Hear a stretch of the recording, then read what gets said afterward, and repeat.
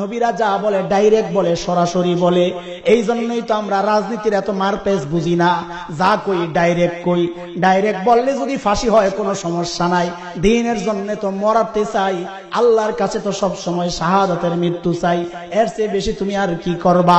বরং একটা অনুরোধ করি, মারার সময় টুকরা টুকরা কইরা মাইরা গোটা মাঠের মধ্যে লাশটা ছড়াইয়া দিও, যেন হাসরের মাঠে হযরত ইসরাফিল যখন সিংহায় ফুট দিবেন অন্য অন্য লাশগুলা আস্তে আস্তে উঠবে, আর হাসান জামিলের লাশটা যেন ময়দানের চারপাশ থেকে টুকরা টুকরা রক্ত সহ আল্লাহর সামনে হাজির হয়। আমার রব দেখবেন রক্তগুলা টপ টপ করে পড়বে, ওই রক্ত থেকে মেশক আম্বরের ঘ্রাণ বের হবে। আমার আল্লাহ তাকায় থাকবেন, হায় রে আমি তো সব সময় ওই দোয়া করি, কাজে আমাদেরকে ফাঁসির হুমকি দিয়া লাভ নাই। কথা কোন ঠিক কিনা? মুসলমান তো তার নবীকে এত মোহাব্বত করে, নিজের নবীর জন্য রক্ত দিতে প্রস্তুত থাকে, কল্লা দিতে প্রস্তুত থাকে। সব মুসলমান তাওহীদ জনতা এই কথায় এক বাক্যে সবাই একমত যে কল্লা দিতে পারবো, আমার নবীর বেইজ্জতি বরদাস্ত করতে পারবো না। রাজি আছো মুসলমান? আল্লাহু আকবার। আসসালামু আলাইকুম ওয়া রাহমাতুল্লাহি ওয়া বারাকাতুহু। الحمد لله نحمده ونستعينه ونستغفره ونؤمن به ونتوكل عليه ونعوذ بالله من شرور أنفسنا ومن سيئات أعمالنا من يهد الله فلا مضل له ومن يضلله فلا هادي له وأشهد أن لا إله إلا الله وحده لا شريك له وأشهد أن سيدنا وسندنا وحبيبنا ومولانا محمدا عبده ورسوله اللهم صل على محمد وعلى آل محمد كما صليت على إبراهيم وعلى آل إبراهيم إنك حميد مجيد اللهم بارك على محمد وعلى آل محمد كما باركت على إبراهيم وعلى آل إبراهيم إنك حميد مجيد أما بعد فأعوذ بالله من الشيطان الرجيم بسم الله الرحمن الرحيم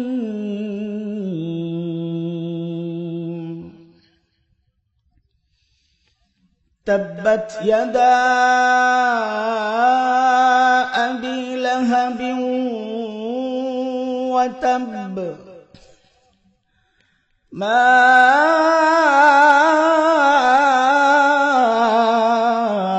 أغنى عنه ماله وما كسب سيصلى نارا ذات لهب وامرأته حمالة الحطب في جيدها حبل مسد آمنت بالله صدق الله العلي العظيم আমি একটা সূরা তিলাওয়াত করেছি, পুরা সূরা। আজকে আল্লাহ যদি তৌফিক দেন শুধু এই সূরাটার কিছু তরজমা আপনাদেরকে শোনাই। সূরার নাম কি? সূরা লাহাব।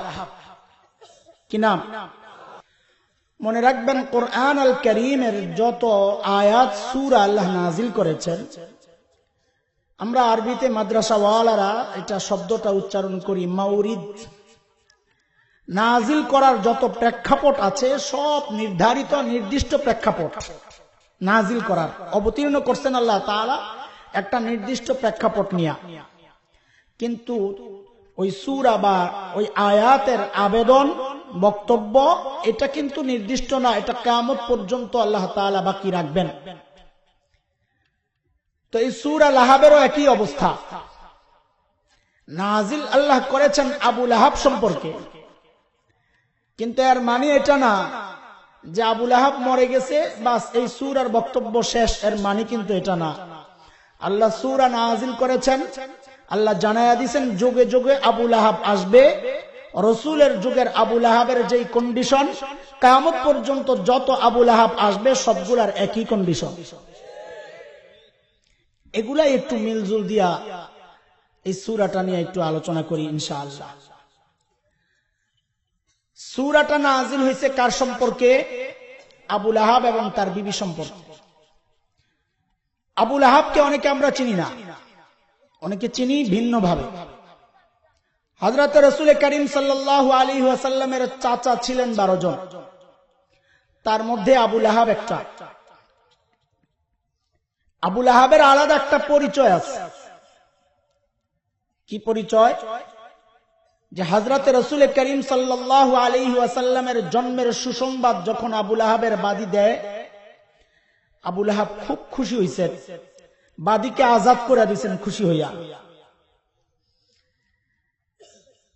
বুঝা গেল রাসূলের জন্মে আবু লাহাব দারুণ আনন্দিত হইছে। বাদী আজাদ করা কম কথা না। এর থেকে কি বুঝা গেল? যে রাসূলের জন্মে আনন্দ প্রকাশ করা এটা কোনো দিনই কাজ না, তাইলে আল্লাহ আবু লাহাবরে দিয়ে এই কাম করাইতেন না। কথা বুঝেন নাই আপনারা? অথচ আমাদের সমাজ এই যে রবিউল আউয়াল শুরু হয়েছে, রাস্তায় রাস্তায় বড় বড় ব্যানার লাগাইয়া, ফেস্টুন লাগাইয়া, সব ঈদের সেরা ঈদ, ঈদে মিলাদুন নবী, রাসূলের জন্ম নিয়ে আনন্দ উৎসব চলছে। এটাকেই একমাত্র দিন বানাইয়া নেওয়া। এই সূরা লাহাবের আবু লাহাবের জীবনী দিয়ে আমরা বুঝি এই কাজটা উল্টা। কারণ এটা যদি দিন হইতো তাইলে আবু লাহাবকে আল্লাহ তাআলা এই কাজ করার তৌফিক দিতেন না। আবু লাহাব করার অর্থ হচ্ছে যে এটা দিনের কোনো গুরুত্বপূর্ণ বিষয় না, আনন্দ হইতেই পারে, আমরাও আনন্দিত রাসূলের জন্মে। কিন্তু সাহাবায়ে কেরামের হালত আর আবু লাহাবদের হালত দুইটার মধ্যে পার্থক্য আছে। হযরত সাহাবায়ে কেরাম রাসূলের গোটা জীবনে, সাহাবায়ে কেরামদের গোটা জীবনে খুলাফায়ে রাশিদিন তারা কে কোন দিন রাসূলের জন্ম উৎসব পালন করেছে, কে কবে করেছেন দেখান।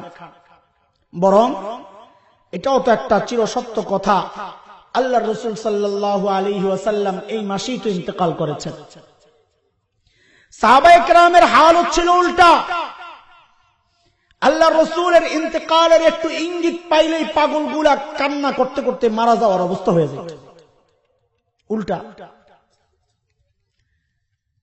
আরাফার মাঠে বিদায় হজে আল্লাহর হাবিব সাল্লাল্লাহু আলাইহি ওয়াসাল্লাম সবাইকে ডাক দিয়া বলতেছেন, এ আমার সাহাবীরা, আমার উপর আল্লাহর দেওয়া জিম্মাদারি আমি কি ঠিকঠাক মতো আদায় করতে পেরেছি? সব সাহাবী একযোগে বলেছেন, ইয়া রাসূলুল্লাহ, আপনি আদায় করেছেন। আল্লাহর হাবিব আসমানের দিকে এরকম আঙ্গুল তুলে তুলে আল্লাহকে সাক্ষী বানাইছেন, আল্লাহুম্মা শাহাদ, আল্লাহুম্মা শাহাদ, আল্লাহুম্মা শাহাদ, আল্লাহ আপনি সাক্ষী থাকেন। আল্লাহ তাআলা হযরত জিবরাইল আমিনকে দিয়া খবর পাঠাইছেন, হ্যাঁ আল্লাহ সাক্ষী আছেন। আয়াত নাজিল হয়ে গেছে। কি আয়াত? اليوم أكملت لكم دينكم وأتممت عليكم نعمتي ورضيت لكم الإسلام دينا। আয়াত নাজিল হয়ে গেছে, আজকে দিন কমপ্লিট। আর পাগলগুলা, আল্লাহর হাবিবের বন্ধুগুলা, সাহাবীগুলা দিন কমপ্লিটের খবর শুই না আনন্দের ঢেউ শুরু হয়ে গেছে। কারণ তারা জানে এই দিন এমনি কমপ্লিট হয় নাই, এই দিন কমপ্লিট হওয়ার জন্য তার মধ্যে বহু রক্ত গেছে, বহু জীবন গেছে, আল্লাহর হাবিবের রক্ত শুদ্ধা পড়েছে। এই দিন তো এমনি কমপ্লিট হয় নাই। পুরো ময়দানে আনন্দের ঢেউ। হঠাৎ সবাই লক্ষ্য করলো ময়দানের এক কোনায় কে যেন ফুপিয়ে ফুপিয়ে শিশুর মতো কান্না করতেছে, উঁচু আওয়াজ।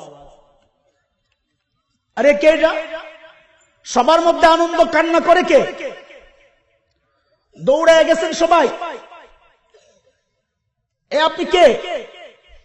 আল্লাহ মুখ উঠায়া দেখে এটা আর কেউ না, হযরত আবু বকর সিদ্দিক রাদিয়াল্লাহু তাআলা। সাহাবীরা জিজ্ঞেস করে, আবু বকর আজকে দিন কমপ্লিট, আপনি কি খুশি না আবু বকর? হযরত আবু বকর বলেন, আরে পাগলগুলা, আজকে দিন কমপ্লিট মানি বুঝো তোমরা? আজকে দিন কমপ্লিট মানি আল্লাহ রসুলের চলে যাওয়ার সময় হয়েছে। হযরত আবু বকর সিদ্দিক রাদিয়াল্লাহু তাআলা আনহু এই কথা বলার সাথে সাথে গোটা ময়দানের দৃশ্য পরিবর্তন হয়ে গেছে। এতক্ষণ যেই পাগলগুলা হাসতেছিল, আনন্দ করতেছিল, ওই পাগলগুলার মধ্যে এখন কান্নার রোল শুরু হয়ে গেছে। এর নাম সাহাবী। আল্লাহর রাসূলের মৃত্যুর ইঙ্গিত পাইলে ওই পাগলগুলা অস্থির হয়ে যাইতো। আল্লাহু আকবার। ওরে দোস্ত, তুমি কোন আশিক রাসূল হয়ে গেলা? আল্লাহর রাসূলের মৃত্যুর মাসে তুমি কেমনে আনন্দ প্রকাশ করো? এর মধ্যে আবার একজন আশিক রাসূল আছে, নিজের আবার হযরতে ফাতেমা রাদিয়াল্লাহু তাআলা আনহার স্বামী দাবি করছে। কত বড় বেয়াদব চিন্তা করছে। হযরতে ফাতেমাকে চিনো তুমি? এই আয়েশা জিন্দেগি কাটায়া ফাতেমার স্বামী হওয়ার সাপ জেগেছে।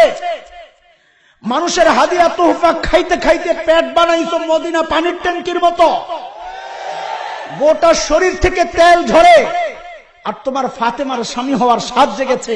ফাতেমাকে চিনো তুমি? আল্লাহু আকবার। হযরত রাসূল একদিন ক্ষুধার তাড়নায় অস্থির। কই যাবে? সঙ্গীদের তো একই হালত। ভর দুপুরে একদিন হযরত আবু বকর মসজিদে নববীর সামনে পায়চারি করতেছেন, অস্থির। দুপুর বেলা।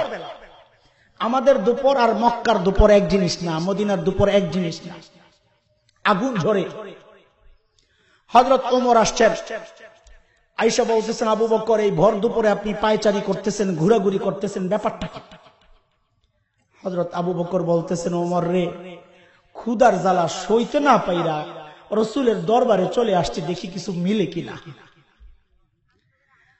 হযরত ওমর বলেন, আবু বকর আমিও তো একই উদ্দেশ্যে আসছি।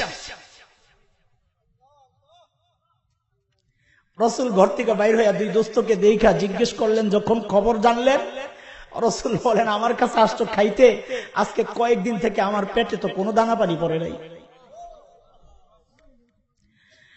আল্লাহর হাবিব ক্ষুধার তাড়নায় মনে করলেন আলী তো যুবক, ঘরে কিছু থাকতে পারে, ফাতেমার ঘরে যাই। দরজা নক করতেছেন, মা দরজা খোলো। হযরতে ফাতেমা দরজা খুলেন না। অনেকক্ষণ পর ভেতর থেকে ফাতেমা রাদিয়াল্লাহু তাআলা আনহা বলছেন, বাবা আপনার সামনে আসার মতো আমার গায়ে কোনো কাপড় নাই।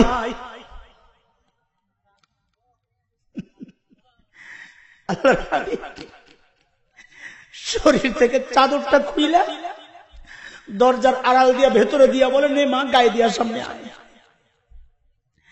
যাদের জীবন খেয়ে না খেয়ে এরকম উপোস জীবন, কষ্টের জীবন কেটেছে, সেই ফাতেমার স্বামী হওয়ার সাধ জেগেছে তোমার। ভণ্ড প্রতারক কথাকার, আল্লাহর কসম এগুলো শয়তানের দালাল কথা কন ঠিক কিনা? জন্ম উৎসব পালন করে আশিকে রাসূল হয়ে যাও। কুলাঙ্গাররা যখন রাসূলের বিরুদ্ধে কথা বলে, এই জিলাপিওয়ালা কুলাঙ্গাররা যখন আল্লাহর হাবিবের বিরুদ্ধে কথা বলে, মুখে কষ্টি পেঁচায় বৈশা থাকো, এর নাম আশিকে রাসূল না। আশিকে রাসূল হচ্ছে আল্লাহ রাসূলের ইজ্জত রক্ষায় যে সারাক্ষণ নিজের কল্যাণটা দেওয়ার জন্য প্রস্তুত থাকে। কথা কোন ঠিক? বলছিলাম এই সূরা নাজিল হয়েছে আবু লাহাব সম্পর্কে। কার সম্পর্কে? আবু লাহাবের আসল নাম না, তার আসল নাম হচ্ছে আব্দুল উজ্জা। আল্লাহ তাআলা আবু লাহাবের আসল নাম বাদ দিয়া আবু লাহাব উল্লেখ করছেন, এটা তার সাইড নাম, নিক নাম। কেন আবু লাহাব? এটাও মানুষ জানতো। লাহাব মানে হচ্ছে আগুনের লেলিহান শিখা, আবু লাহাব মানে লাল্লু। লাল্লু আমরা অনেকে বলি না কাল্লু লাল্লু, চেহারা একটু লাল হইলে। আবু লাহাবের চেহারাও দেওয়ানবাগী হুজুরের মতো এরকম সুন্দর আছিল, বুঝেন নাই? চেহারা সুন্দর হইলেই খালি বড় হুজুর, পেট দেখেই তো তোমরা কাইত হয়ে যাও, গাল ফুলা ফুলা দেখেই তো কাইত হয়ে যাও। এই জন্য কবি বলেছেন গর্ব সুরত আদমি ইনসাবু দে, মুহাম্মদ আবু জাহল হাম এক সাবু দে। চেহারায় যদি মানুষ নির্বাচন হইতো যে যার চেহারা সুন্দর সে ভালো মানুষ, তাইলে রসুলের সাথে আর আবু জাহালের সাথে কোনো পার্থক্য থাকতো না। দুজনের চেহারাই তো সুন্দর। আবু লাহাব ছিল লাল্লু লাল্লু, আল্লাহ তাআলা ওই লাল্লু বইলাই সূরা নাজিল করলেন। আব্দুল উজ্জা বলেন নাই। কেন বলেন নাই দোস্ত? অনেক কারণ থাকতে পারে। মুফাসসিররা মোটা মোটা যে কারণগুলো বলেছেন তার মধ্যে একটা কারণ শোনাইতেছি। আব্দুল উজ্জা মানে উজ্জার বান্দা। আল্লাহ তার বান্দাকে শিখাচ্ছেন, আমার বান্দারা শিরিক তো করবাই না, যে শব্দের মধ্যে শিরিক আছে ওই শব্দটা পর্যন্ত এড়াইয়া চলবা, আল্লাহ শিখাইয়া দিয়েছে। অথচ আমাদের মুখে মুখে শিরিকের শব্দ। ওর স্যালাইনের প্যাকেট একটা আনে ঘরে, ওটার দিকে তাকায়ও দেখি লেখা শিশুর জীবন বাঁচায় ওর স্যালাইন। নাউজুবিল্লাহ পড়ে না। ঘুমাইয়া গেছেন নাকি? কে কে ঘুমাইছেন হাত তোলেন তো। হুজুর আইনা কিন্তু আবার শুরু করুন জিতিল রে জিতিল, জেতা করার জন্য। শিশুর জীবন কে বাঁচায়? এটা একটা শিরকি কথাবার্তা। কেউ একটু কম বয়সে যুবক অবস্থায় মারা গেলে কয় অকালে মারা গেছে, বলে কিনা? এটা একটা কুফরি কথা।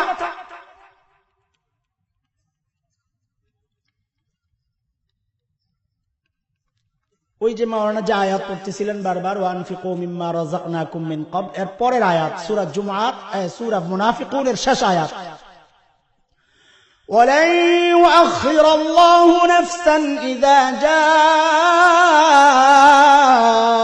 আজালুহা ওয়াল্লাহু খাবীরুম বিমা তা'মালুন।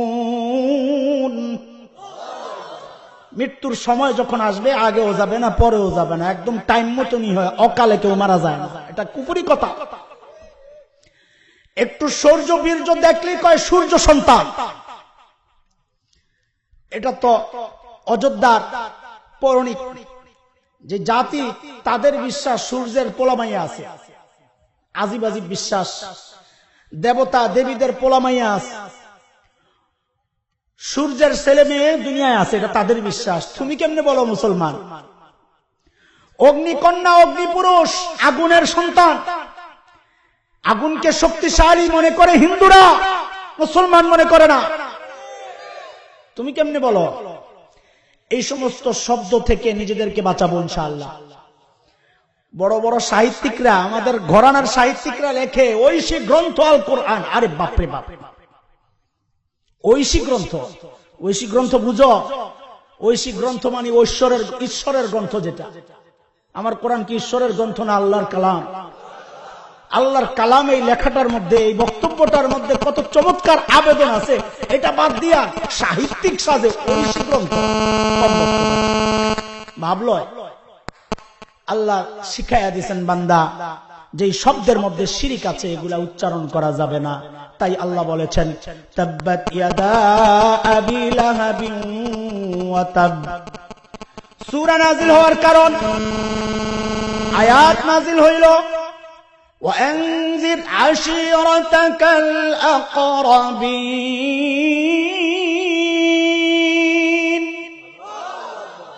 ও নবী, আপনি আপনার নিকটাত্মীয়দের কাছে দ্বীনের দাওয়াত পৌঁছায়া দেন। আয়াত নাজিল হয়ে গেল, প্রকাশ্য দাওয়াত শুরু হয়ে গেল। আল্লাহর হাবিব সাল্লাল্লাহু আলাইহি ওয়াসাল্লাম সাফা পাহাড়ের উপর উঠা ডাকা শুরু করলেন, ইয়া সাবাহা, ও বনু হাশিম। এইরকম নাম ধরে ধরে আল্লাহর রাসূল ডাক দিলেন। কুরাইশদের মধ্যে এই প্রবণতা ছিল, বিপদের আনাগোনা লক্ষ্য করলে এইভাবে ডাকা হয়।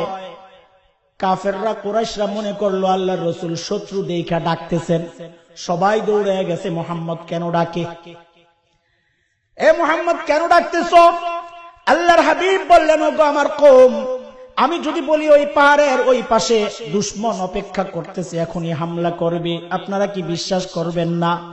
বলে, কেন করব না? জীবনও তো তুমি একটা মিথ্যা কথাও বলো না, কেন করব না? আল্লাহর হাবিব বলেন, কুলু লা ইলাহা ইল্লাল্লাহ তুফলিহু, লা ইলাহা ইল্লাল্লাহ পড়েন, কামিয়াব হয়ে যাবেন। আল্লাহু আকবার। কাফেররা এই দাওয়াত শুনা সব ভেবাছে খেয়ে গেছে, বলে কি রে। কিন্তু এতদিন পর্যন্ত যাকে এত মহাব্বত করেছে, এত ভালো জেনেছে, হঠাৎ মনের বিরুদ্ধে, ইচ্ছার বিরুদ্ধে, নিজেদের চেতনার বিরুদ্ধে, বিশ্বাসের বিরুদ্ধে একটা কথা শুই না, হঠাৎ করে রাসূলকে কিছু বলতে ইতস্ত করতেছে সবাই, কি বলবে?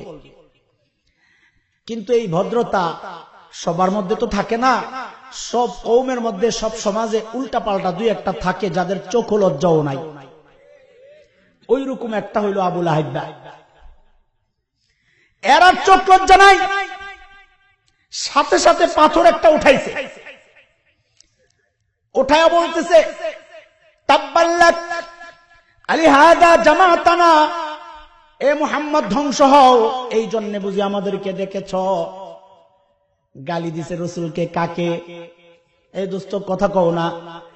আল্লাহর রাসূল কোনো জবাব দেন নাই, আল্লাহ তাআলা জবাব নিজে দিয়ে দিছেন। কারণ মানুষ যখন অনেক সময় আমাদেরকে রাস্তায় বকা ঝকা করে সহ্য কইরা যায়, কিন্তু যদি দেখি আমার সন্তানরে আঘাত করেছে, আমি সইতে পারি না। কথা কোন ঠিক কিনা? আল্লাহ এতদিন কিচ্ছু বলেন নাই, শিরিক করেছে এই লোকগুলা, কিচ্ছু বলেন নাই আল্লাহ।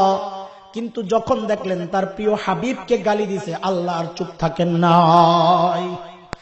ওরে দোস্ত, এই কথাটা আজকে পুরা মাহফিল, পুরা আলোচনায় বলতে চাই। এটা অত্যন্ত স্পর্শকাতর জায়গা। আল্লাহর হাবিবকে আল্লাহ বড় ভালোবাসেন, এই জায়গাটা নিয়ে কোন রকমের ফাইজলামি করবা না, কটূক্তি করবা না, যারা করে তাদের সাথে থাকবা না, তাইলে কিন্তু এর জবাব আল্লাহ নিজে স্বয়ং দিয়ে দিবেন। পাথর উঠাইল কে? কথা বলেন, কথা বলেন। এরপর থেকে দুইটা দল হয়ে গেল, দুইটা রাস্তা শুরু হয়ে গেল, দুইটা মিছিল শুরু হয়ে গেল। এক মিছিলের নেতৃত্বে মুহাম্মদুর রাসূলুল্লাহ সাল্লাল্লাহু আলাইহি ওয়াসাল্লাম, আরেক মিছিলের নেতৃত্বে আবু লাহাব। এক মিছিলের নেতৃত্বে যারা কালিমার দাওয়াত দেয়, কোরআনের কথা বলে, মাদ্রাসা চালায় নবীর নায়েব হইয়া, এরা এক মিছিলে। আরেক মিছিলে ওই মাদ্রাসা ওয়ালাদেরকে পাথর মারার জন্য, গুলি মারার জন্য, গালি দেওয়ার জন্য, জঙ্গি বলার জন্য যারা রেডি হয়, তাদের আরেক দল। এক দলের লিডার মুহাম্মদুর রাসূলুল্লাহ সাল্লাল্লাহু আলাইহি ওয়াসাল্লাম, আরেক দলের লিডার আবু লাহাব। ও দোস্ত, আজকে এই মাহফিল থেকে সিদ্ধান্ত নিতে হবে, তুমি কোন দলে, কোন মিছিলে শামিল হইবা। কালিমার দাওয়াত দেনেওয়ালা মুহাম্মদুর রাসূলুল্লাহর দলে, নাকি কালিমার দাওয়াত শুইনা পাথর ওঠানেওয়ালা আবু লাহাবের দলে? আজকে ভাগ হয়ে যাবে ইনশাআল্লাহ। কোন রকমের ভেতরে কোনো অস্পষ্টতা থাকবে না। দলীয় কারণে হোক, রাজনৈতিক কারণে হোক, পারিবারিক কারণে হোক, এই একটা জায়গা বড় স্পর্শকাতর। তোমাকে ক্লিয়ার একটা অবস্থান পরিষ্কার করতে হবে, আমি কোন দলের অন্তর্ভুক্ত। রাসূল কিচ্ছু বলেন নাই, চলে আসছেন। আবু লাহাবের বিবি সম্পর্কেও কথা আসছে। আবু লাহাবের বিবি শুইনা মেজাজ গরম হয়ে গেছে। উম্মে জামিল বিনতে হারব ইবনে উমাইয়া, আবু জাহেলের বিবি, আবু লাহাবের বিবির নাম। উম্মে জামিল বিনতে হারব ইবনে উমাইয়া হযরত আবু সুফিয়ান রাদিয়াল্লাহু তাআলা আনহুর বোন। উম্মে জামিল বড় বাজে মহিলা ছিল। সে বড় একটা পাথর নিয়ে গেছে মসজিদে হারাম রাসূলকে আঘাত করার জন্য, দৌড়ে গেছে। হযরতে রাসূল আর আবু বকর ভেতরে। হযরত আবু বকর সিদ্দিক রাদিয়াল্লাহু তাআলা আনহু দেখা ভয় পেয়ে গেছেন, আহারে শয়তানটা আমার রাসূলকে আবার আঘাত করে। বলতেছেন, ইয়া রাসূলুল্লাহ, উম্মে জামিল আসতেছে হাতে পাথর, ইয়া রাসূলুল্লাহ, হইতে পারে আপনাকে আঘাত করবে। আল্লাহর রাসূল বলেন, আবু বকর আসতে দেন, সে আমাকে দেখতে পাবে না, দেখবে না।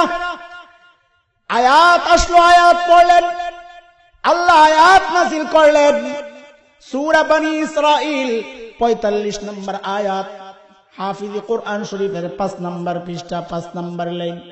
রব্বে কারীম বলেন, وَإِذَا قَرَأْتَ الْقُرْآنَ جَعَلْنَا بَيْنَكَ وَبَيْنَ الَّذِينَ لَا يُؤْمِنُونَ بِالْآخِرَةِ حِجَابًا مَسْتُورًا।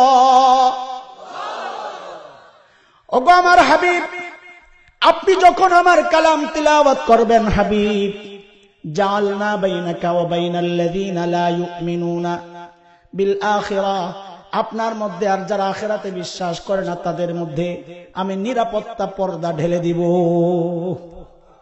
আল্লাহ ঢেলেও দিয়েছেন। আবু লাহাবের বিবি আয়েশা খুঁজে পায় না, আবু বকরকে জিজ্ঞেস করে, তোমার দোস্ত কোথায়? হযরত আবু বকর বড় কৌশলী জবাব দিয়েছেন, বলে আমি কি জানি, তুমি খুঁজা দেখো। জানি না এটাও বলে না, মাথায় বুদ্ধি ভরা। আবু বকরের মাথায় বুদ্ধি ভরা। আল্লাহ ওয়ালা যে যত বেশি মনে রাখবেন তার মাথায় তত বেশি বুদ্ধি। যারা দিন মানে না, শরীয়ত মানে না, নিজের বিজ্ঞানী মানে, আসলে এগুলা মাথার মধ্যে মগজ নাই, সব ডিজিটাল গোবর। কার কথা? রব্বে কারীম বলেছেন, ইন্না ফি খালকিস সামাওয়াতি ওয়াল আরদি ওয়া ইখতিলাফিল লাইলি ওয়ান নাহার লাআয়াতিন লিউলিল আলবাব الذين يذكرون الله قياما وقعودا وعلى جنوبهم ويتفكرون في خلق السماوات والأرض ربنا ما خلقت هذا باطلا سبحانك فقنا عذاب النار।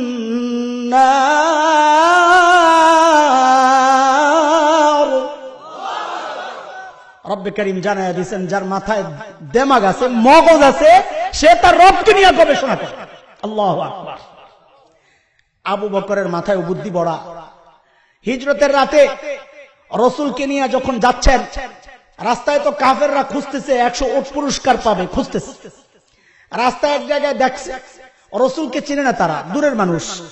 আবু বকরকে জিজ্ঞেস করতেছেন, আবু বকর রাদিয়াল্লাহু আনহু, আবু বকর আপনার সাথে কে নি? এই আপনার এটা কে, লোককে?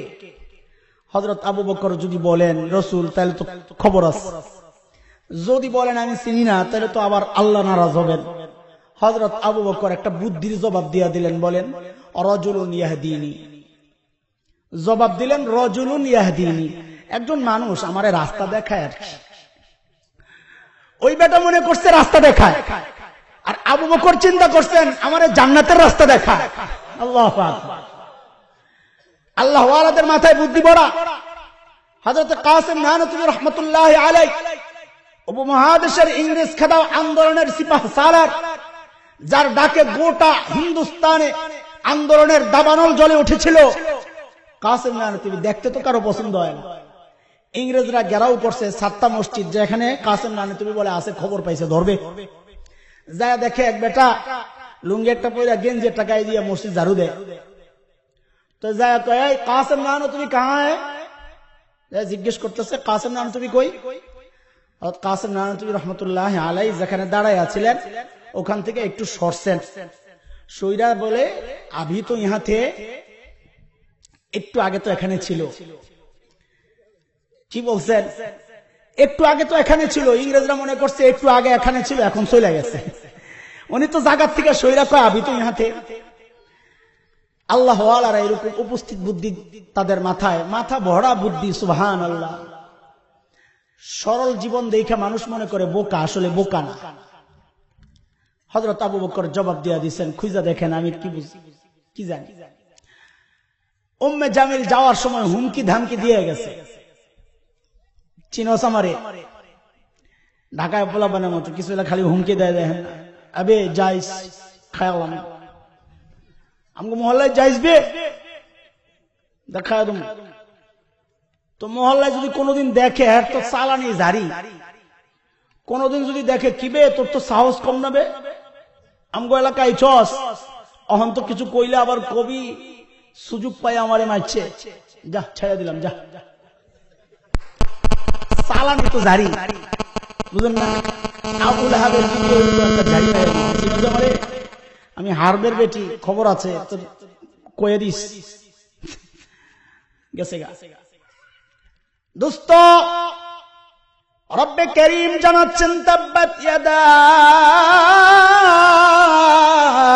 আবি লাহাবি ওয়া তাব আবু লাহাবের দুই হাত ধ্বংস হোক আবু লাহাব নিজেও ধ্বংস হোক আল্লাহ জবাব দিয়ে দিবেন বড় স্পর্শকাতর জায়গা আবু লাহাবের দুই হাত ধ্বংস হওয়া মানে কি মুফাসসিররা বলেন এক হইল আবু লাহাবের দুনিয়া এক হাত আরেক হাত হইল আখিরাত মানে আবু লাহাবের দুনিয়া আখিরাত সব বরবাদ হোক কাজে এটা স্পষ্ট কথা কিয়ামত পর্যন্ত মনে রাখবা যারা দ্বীনের বিরুদ্ধে অবস্থান নেয় ওয়ারাসাতুল আম্বিয়াদেরকে গালি দেয় পাথর উঠায় গুলি মারতে চায় নিশ্চিত জেনে রাখো আল্লাহর কসম খায়া বলি তার দুনিয়া আখিরাত সব বরবাদ হবে নিশ্চিত এটা আবু লাহাবের তাই হইছে এটা এক অর্থ বললাম আর এক অর্থ হচ্ছে ধন সম্পদ প্রভাব প্রতিপত্তি ক্ষমতা আল্লাহ বলে দিয়েছেন আবু লাহাবের যে প্রভাব আর প্রতিপত্তি ক্ষমতার কারণে এইরকম চড়া কথা আমার বন্ধুর সাথে বলল তার এই ক্ষমতা তার এই প্রভাব প্রতিপত্তি সম্পদ ধ্বংস সবটাই হয়েছে রাসূল এই আয়াত শোনানোর পর এই সূরা নাজিল হওয়ার পর আবু লাহাব ভয়ে আর কোন দিকে যায় না জানে এটা 100 ঠিক হয়ে যাবে আল্লাহর হাবিবের কথা আমরা বিশ্বাস করি না ইহুদি নাসারা কাফিররা আজও পর্যন্ত বিশ্বাস করে দোস্ত আমাদের বিশ্বাস হয় আল্লাহর হাবিব বলেছেন কিয়ামতের আগে মুসলমানরা ইহুদিদেরকে ধইরা ধইরা হত্যা করবে ইহুদিরা গাছের আড়ালে গিয়ে লুকাবে পাথরের আড়ালে লুকাবে গাছ কথা বলবে ইয়া আব্দুল্লাহ ইয়া মুসলিম খালফি ইহুদি ফাকতুল এ আল্লাহর বান্দা মুসলমান আমার পিছনে ইহুদি একটা লুকাইছে এটারে মারো আগে কথা বলবে পাথর কথা বলবে একটা গাছ গারকাত সে চুপ থাকবে কথা বলবে না ইহুদিদেরকে আশ্রয় দিবে ইহুদিরা এই কথাটা এত বিশ্বাস করেছে ইসরায়েলের বড় বড় পাহাড়গুলোতে ওই গারকাত গাছ চাষ তারা ব্যাপকভাবে শুরু করছে যেন আশ্রয় নিতে পারে হযরত ঈসা আলাইহিস সালাতু ওয়াস সালাম ইহুদিদের লিডার দাজ্জালকে হত্যা করবেন আল্লাহ রাসূল বলেছেন কোন জায়গায় ইসরায়েলের একটা জায়গা ওই জায়গায় যাইয়া পাহাড়ে উঠতে চাইবে নামাইয়া সাইজ করবে ইহুদিরা ওই পুরো এলাকার মধ্যে অত্যাধুনিক একটা এয়ারপোর্ট বানাইছে অত্যাধুনিক কেন যেন দাজ্জাল দৌড়াইয়া যাইয়া ওখান থেকে বিমান দিয়া পালাইতে পারে বিশ্বাস করছে কথা পালাইতে পারবা না কিন্তু আমরা বিশ্বাস করি না দোস্ত হিজরতের পর রাসূল যখন মদিনায় গেলেন বদরের যুদ্ধ শুরু হইল আবু লাহাব ডরে যায় না টাকা দিয়ে আরেকজনকে ভাড়া করে পাঠাইছে নিজের পরিবর্তে নিজে যায় না জানে ওই যে তাব্বাত ইয়াদা আবি লাহাবিন মাথায় ঘুরতেছে খালি ওইটা কিন্তু আল্লাহ যদি মারে তাকে রাখে কে ভাই আল্লাহ কাউকে গজব দিতে চাইলে গোটা দুনিয়া মিল্লা প্রতিহত করার ক্ষমতা আছে আল্লাহু আকবার বদরের যুদ্ধের 6-7 দিন পর এমন পছন্দ ধরছে গোটা শরীরে বসন্ত হাতগুলো অবশ হয়ে গেছে সন্তানরা ঘৃণায় আপনজন গন্ধে কাছে যায় না দূরে নিয়ে ফেলে রাখছে মারা যাওয়ার পর লাশটা যে দূরে নিয়ে মাটি দিবে কেউ নাই হাবশি গোলাম ভাড়া কইরা ওই দূরে নিয়ে গর্ত কইরা সেখানে ফালাইয়া পাথর দিয়া চাপা দেওয়া হয়েছে আবু লাহাবকে আল্লাহ দেখাইছেন পরিণাম কার সাথে বেয়াদবি করছো তুমি জানো আমার দোস্তের সাথে বেয়াদবি করছো আমার দোস্তের সাথে বেয়াদবি করলে পরিণাম কিয়ামত পর্যন্ত এটাই হবে আল্লাহ জানাইয়া দিয়েছেন আবু লাহাব বলতো মুহাম্মদ যেই কথা বলে শাস্তি আসবে যদি শাস্তি চইলাই আসে আমার কত সন্তান আছে, আমার কত সম্পদ, ওই সম্পদ আর সন্তান দিয়ে আমি মুহাম্মাদের শাস্তি প্রতিহত করব। আবু লাহাব বলতো, আল্লাহ জানায়া দিয়েছেন আবু লাহাব রে, মা আগনা আনহু মালুহু ওয়া মা কাসাব। তোমার কামাই, তোমার রোজগার, তোমার সন্তান, তোমার প্রভাব প্রতিপত্তি তোমাকে বাঁচাতে পারবে না, আমার আযাব আসবেই যেহেতু তুমি আমার দোস্তের সাথে বেয়াদবি করেছ। আজকে অনেকে মনে করে হুজুরকে সাইজ করি কোনো অসুবিধা নাই, আমার পাশে তো আমেরিকা আছে কোনো সমস্যা নাই, হুজুর করে সাইজ করি কোনো অসুবিধা নাই, আমার পাশে তো ভারত আছে কোনো সমস্যা নাই। আল্লাহ জানায়া দিচ্ছেন মা আগনা আনহু মালুহু ওয়া মা কাসাব। আমার দোস্তের সাথে যারা বেয়াদবি করবে, ভারত পাশে দাঁড়াইলে কাজ হবে না, আমেরিকা পাশে দাঁড়াইলে কাজ হবে না, আল্লাহর গজব অবধারিত তাকে ধ্বংস করবে করবে। কথা কও ঠিক কিনা? ভরসা কইরা কোনো লাভ নাই, আল্লাহর গজব আসবেই আসবে। আমরা যখন নাস্তিক মুরতাদ যেগুলো আল্লাহর হাবিবকে নিয়ে কটূক্তি করে এদের বিরুদ্ধে যখন বলি, আমাদের সমাজের কিছু পাবলিক আছে আর আমাদেরকে গুতা মারে, বিশেষ করে হেফাজতে ইসলাম প্রতিষ্ঠিত হওয়ার পর। হুজুররা আপনারা আর কিছু লয়া নাই, খালি পাইছেন একটাই নাস্তিক মুরতাদ, খালি আল্লাহ রসুলকে গালি দিল, খালি এর বিরুদ্ধে দেশের আর সমস্যা আপনাকে চোখে পড়ে না। দুর্নীতি, চুরি, ডাকাতি, কত কিছু হয়, জুলুম, রাহাজানি, এগুলার আপনাদের চোখে পড়ে না। আরে ভাই, এগুলো তোমরা সামলাও না, আমরা একটা নিছি, তোমরা আরেকটা নাও, সমস্যা কি? আমরা এটা কেন করি এটা বোঝা দরকার। হযরত রাসূল করিম সাল্লাল্লাহু আলাইহি ওয়াসাল্লাম যখন মক্কা বিজয়ের পর মক্কায় ঢুকতেছেন, সূরা ফাতহ তেলাওয়াত করতেছেন, ইন্না ফাতাহনা লাকা ফাতহাম মুবিনা। মাথা নিচু কইরা বিজয়ী বীরের মতো হম্বি তুম্বি কইরা আল্লাহ রাসূল ঢুকতেছেন না, বিনয়ের সাথে ঢুকতেছেন। কারণ আল্লাহ রাসূল জানেন এটা আল্লাহর রহমত, আল্লাহর রহমত যে পায় সে বিনয়ী হয়, আল্লাহর রহমত থেকে যে বঞ্চিত হয় সে অহংকারী হয়। কথা কোন ঠিক কিনা? আল্লাহর রাসূল আম ক্ষমা ঘোষণা করে দিলেন, ঘোষণা করলেন, মান দাখালাল মাসজিদাল হারাম ফাহুয়া আমিন, দাখালা আবি সুফিয়ান ফাহুয়া আমিন, মান আগলাকা বাবাহু ফাহুয়া আমিন। তিন শ্রেণীর মানুষ আজকে সাধারণ ক্ষমা ঘোষণা করলাম, অতীতের সব জুলুম আমি রাসূল ভুলে গেলাম। লা তাসরিবা আলাইকুম আজকে কোনো প্রতিশোধ নাই, সব মাফ করে দিলাম। যারা মসজিদে হারামে ঢুকবে তারা নিরাপদ, যারা আবু সুফিয়ানের ঘরে ঢুকবে তারা নিরাপদ, যারা নিজের ঘরের দরজা বন্ধ করে দিবে তারা নিরাপদ। আল্লাহ রাসূল সবাইরে মাফ করেন না। যুদ্ধ অপরাধী যেগুলো আছে এগুলো কোনো ছাড় নাই, যুদ্ধ অপরাধীদের ছাড় নাই। 15টার নাম ঘোষণা হইল, এগুলা যুদ্ধ অপরাধী, এগুলার ছাড় নাই। আয়াত তিলাওয়াত হইল সূরা তাওবা আয়াত নাম্বার 12, 10 নম্বর পারা হাফিজ কোরআন শরীফের 7 নম্বর পৃষ্ঠা 9-10 নম্বর লাইন। রব্বে কারীম বলেন, ওয়া ইন্নাকাসু আইমানাহুম মিন বা'দি আহদিহিম ওয়া তা'আনু ফি দীনিকুম ফাকাতিলু আইম্মাতাল কুফর إنهم لا أيمان لهم لعلهم ينتهون।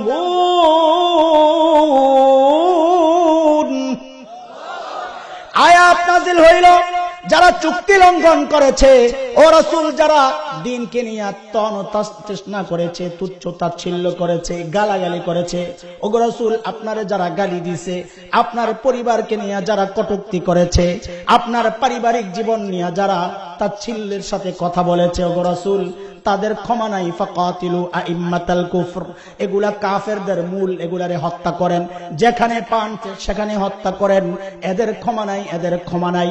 দোস্ত 15 জনের নাম ঘোষণা হইল। আমি এই 15 জনের জীবনী পুরাটা পড়েছি, সবগুলা খুঁজা খুঁজা বাইর করে পড়েছি। শায়খ ইবনে তাইমিয়া রাহমাতুল্লাহি আলাইহির একটা কিতাব আস-সারিমুল মাসলুল আলা শাতিমির রাসূল, আল্লাহর রাসূলকে যারা গালি দেয় তাদের কি বিধান, ওই কিতাবের মধ্যে তিনি লিখেছেন। ওই 15টার জীবনী শায়খ ইবনে তাইমিয়া এনেছেন। আমি খুঁজা খুঁজা দেখি 15টা, একটা হইল নৃত্যশিল্পী, একটা হইল নৃত্যশিল্পী, একটা হইল গানের শিল্পী, অভিনয় শিল্পী, কবি, সাহিত্যিক, এই সব সাংস্কৃতিক কর্মী যেগুলো আছে সবগুলো হইল এই 15টা। আমি আশ্চর্য হয়ে গেছি, আরে সব যুগে কি এই সাংস্কৃতিক কর্মীরা ইসলামের বিরুদ্ধে অবস্থান নেয়? আগেও কি একই সিস্টেম ছিল? আশ্চর্য অবস্থা। আল্লাহু আকবার। আল্লাহ রাসূল ঘোষণা দিয়া দিলেন এই 15টার কোনো ক্ষমা নাই। 15টা কোনগুলা? আব্দুল্লাহ ইবনে খাতাল, কুরতুনা, কুরাইনা, সাররা, মাকিস ইবনে সুবানা, হুয়াইরিস ইবনে নাকিদ, আব্দুল্লাহ ইবনে সাদ ইবনে আবি সারাহ, ইকরামা ইবনে আবি জাহল, হুবার ইবনে আসওয়াদ, ওয়াহশি ইবনে হারব, কাব ইবনে জুহাইর, হিলাল ইবনে তালাতিল, আব্দুল্লাহ ইবনে জিবায়রা, হুবায়রা বিনতে আবি আসাদ আল মখজুমি, হিন্দা বিনতে উতবা। এই 15 জনের নাম ঘোষণা হইল যে সবার ক্ষমা আছে, এদের ক্ষমা নাই। আমি আরো আশ্চর্য হয়ে গেছি। গত কয়েক বছর আগে বাংলাদেশে ইসলাম থাকবে কি থাকবে না, এই দেশ ইসলামী রাষ্ট্র কিনা, রাষ্ট্র ধর্ম ইসলাম কিনা, এর বিরুদ্ধে 15 জন রিট করেছিল। এর বিরুদ্ধে বাংলাদেশের আদালত এই রিট খারিজ করে দিয়েছে গত বছর, মনে আছে কিনা আপনাদের? আশ্চর্য হয়ে গেছি, ওগুলার সংখ্যাও 15টা। আমরা তখন বলেছিলাম ওই 15টার যেমন ক্ষমা নাই, এই 15টারও ক্ষমা নাই। কথা কোন ঠিক কিনা? আব্দুল্লাহ ইবনে খাতাল বাঁচার জন্য আরে সাহাবীরা পাগল হয়ে গেছেন, কত কষ্ট তারা পাইছেন। আজকে প্রতিশোধ নেবেন, হাত খালি হিসপিস করতেছে, কোনটারে সাইজ করব খুঁজতেছে। আল্লাহর রাসূল মাত্র 15টা বানায়া লাইলেন। এখন বাগে পড়বে কয়টা কইরা? 15টারে কি লাইলো তো মইরা যাবে, টক্কা দিল তো মইরা যাবে। খুঁজতেছে সবাই, কই এগুলা? আব্দুল্লাহ ইবনে খাতাল যায় কাবার গিলাফ ধইরা নিজেরে যাইয়া বাঁচানোর চেষ্টা করছে, কাবার গিলাফের মধ্যে লুকাইছে। হযরত আলী এবং আরো 2 জন সাহাবী দেখে ফেলছেন, ওই যে নিচে দিয়া পাও দেখা যায়, মাথায় তো কিচ্ছু নাই, তোর যে পাও দেখা যায় তোর খবর আছে? বউ আর শ্বশুর বইয়ে ভাত খায় আর কি, বুঝছেন? তো বউ লাজুক, শ্বশুরের সামনে তো বউরা এমনি লাজুক থাকে। খাওয়া অবস্থায় অনিচ্ছাকৃত হঠাৎ বায়ু বের হয়ে গেছে আওয়াজ সহ, বড় শরম পাইছে। এখন বউ শরম কাটানোর জন্য ওই প্লেটের মধ্যে আঙ্গুল দিয়ে এরকম গুতা দেয়, মানে বুঝাইলো আব্বা আগের যে আওয়াজটা হইছে এটাই, আপনি অন্য কিছু মনে করেন না। শ্বশুর তো আরো বিড়াল, পাইকা বুড়ো হয়েছে, বুঝেন না? পোলা পাইন দাড়ি পাকলে মনে করে বোকা। আরে বেটা তোর মতো পোলা পাইন হইয়া তো বেটা বুড়ো হয়েছে। শ্বশুর বলে, বৌমা আওয়াজটা না এলে কোন রকমে ঢাকলা, গন্ধটারে কি করবা?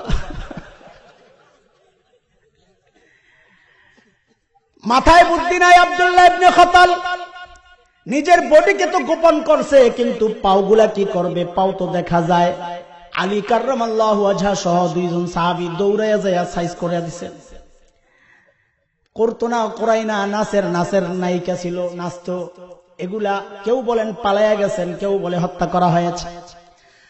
আব্দুল্লাহ ইবনে সাদ ইবনে আবি সারাহ, হযরত উসমান রাদিয়াল্লাহু তাআলা আনহুর দুধ ভাই, হযরত উসমান হাতে ধইরা রাসূলের কাছে টাইনা নিয়ে আসছেন। ইয়া রাসূলুল্লাহ, আব্দুল্লাহর জন্য নিরাপত্তা চাই। আল্লাহর রাসূল চেহারা ফিরাইয়া ফেলছে। রহমতের নবী, খেয়াল করেন আমরা কেন এগুলার বিরুদ্ধে এত কথা কই, এটা বুঝতে হবে। আল্লাহর রাসূল চেহারা ফিরাইয়া ফেলছেন। হযরত উসমান দৌড়ায় আবার এই পাশে আসছেন। ইয়া রাসূলুল্লাহ, আব্দুল্লাহ ইবনে সাদ ইবনে সারার নিরাপত্তা চাই। আল্লাহর রাসূল আবার চেহারা ফিরাইয়া ফেলছে। হযরত উসমান আবার এই পাশে আসছেন। আল্লাহর রাসূল নিরাপত্তা দিয়ে দিবেন। আল্লাহর হাবিব সাহাবীদেরকে বলেন, আমার সাহাবীরা তোমরা এই সুযোগটা কেন নিলে না? আমি দেরি করতেছিলাম, এই সুযোগে তারে সাইজ কেন করলা না? আল্লাহু আকবার। সাহাবায়ে কেরাম বলেন, ইয়া রাসূলুল্লাহ, আপনি একটু চোখ দিয়া কেন ইঙ্গিত টিঙ্গিত দিলেন না? আমরা সাইজ করে ফেলাইতাম। আল্লাহু আকবার। শিখেন। আল্লাহর হাবিব বলেন, আমার সাহাবীরা, আমি নবী, নবীদের শান টানা, চোখের ইশারায় কথা বলা। নবীরা যা বলে ডাইরেক্ট বলে, সরাসরি বলে। এই জন্যই তো আমরা রাজনীতির এত মারপেচ বুঝি না। যা কই ডাইরেক্ট কই, ডাইরেক্ট বললে যদি ফাঁসি হয় কোনো সমস্যা নাই। দ্বীনের জন্য তো মরাতে চাই, আল্লাহর কাছে তো সব সময় শাহাদাতের মৃত্যু চাই। এর চেয়ে বেশি তুমি আর কি করবা? বরং একটা অনুরোধ করি, মারার সময় টুকরা টুকরা কইরা মাইরা গোটা মাঠের মধ্যে লাশটা ছড়াইয়া দিও, যেন হাসরের মাঠে হযরত ইসরাফিল যখন সিংহায় ফুট দিবেন, অন্য লাশগুলা আস্তে আস্তে উঠবে, আর হাসান জামিলের লাশটা যেন ময়দানের চারপাশ থেকে টুকরা টুকরা রক্ত সহ আল্লাহর সামনে হাজির হয়। আমার রব দেখবেন রক্তগুলা টপ টপ করে পড়বে, ওই রক্ত থেকে মেশক আম্বরের ঘ্রাণ বের হবে। আমার আল্লাহ তাকায় থাকবেন, হায় রে আমি তো সব সময় ওই দোয়া করি, কাজে আমাদেরকে ফাঁসির হুমকি দিয়া লাভ নাই। কথা কোন ঠিক কিনা? মুসলমান তো তার নবীকে এত মোহাব্বত করে, নিজের নবীর জন্য রক্ত দিতে প্রস্তুত থাকে, কল্লা দিতে প্রস্তুত থাকে। সব মুসলমান তাওহীদ জনতা এই কথায় এক বাক্যে সবাই একমত যে কল্লা দিতে পারবো, আমার নবীর বেইজ্জতি বরদাস্ত করতে পারবো না। রাজি আছো মুসলমান? আল্লাহু আকবার। হযরত ইকরামা রাদিয়াল্লাহু তাআলা আনহু, ইকরামা ইবনে আবি জাহল, আবু জাহল তো বদরে মারা গেছে, ইকরামা তো বাইচা গেছে, কিন্তু ইকরামাও বড় জ্বালাইছে। আল্লাহর রাসূল 15 জনের মধ্যে ইকরামার নামটা উল্লেখ করলেন। ইকরামা পালাইছে মক্কা থেকে, ইয়ামানের দিকে পালাইছে। ইয়ামানের বর্ডার যখন ক্রস করবে, ছোট্ট নদী পড়েছে, নদীর মধ্যে যখন নৌকা দিয়ে পার হচ্ছে, ঝড় তুফান ইকরামায় আক্রান্ত হয়েছে। ঝড় তুফানে পইরা এখন কয় ইয়া লাত, ইয়া উজ্জা, ইয়া হুবাল, ইয়া মানাত, বাঁচাও বাঁচাও। মাঝি বলে কাজ হবে না, এই জায়গায় বাঁচতে হইলে আল্লাহর কাছে চাইতে হবে। আল্লাহু আকবার। হযরত ইকরামার ওই ছোট্ট কথাটা যা দিলের মধ্যে আঘাত করেছে, বলে মনে মনে বলে এই জায়গায় যদি আমারে আল্লাহই বাঁচায়, তাইলে স্থলেও আমাকে আল্লাহ ছাড়া কেউ বাঁচাইতে পারবে না। সাথে সাথে ইকরামা জবান দিয়া আল্লাহর দিকে তাকায় বলে, আল্লাহুম্মা লাকা আহদুন ইন আফাইতানি মিম্মা আনা ফি আন আতিয়া মুহাম্মাদান হাত্তা আদা ইয়াদিয়া আলা ইয়াদিহি ফালা আজিদান্নাহু আফুওয়ান গফুরান কারীমা।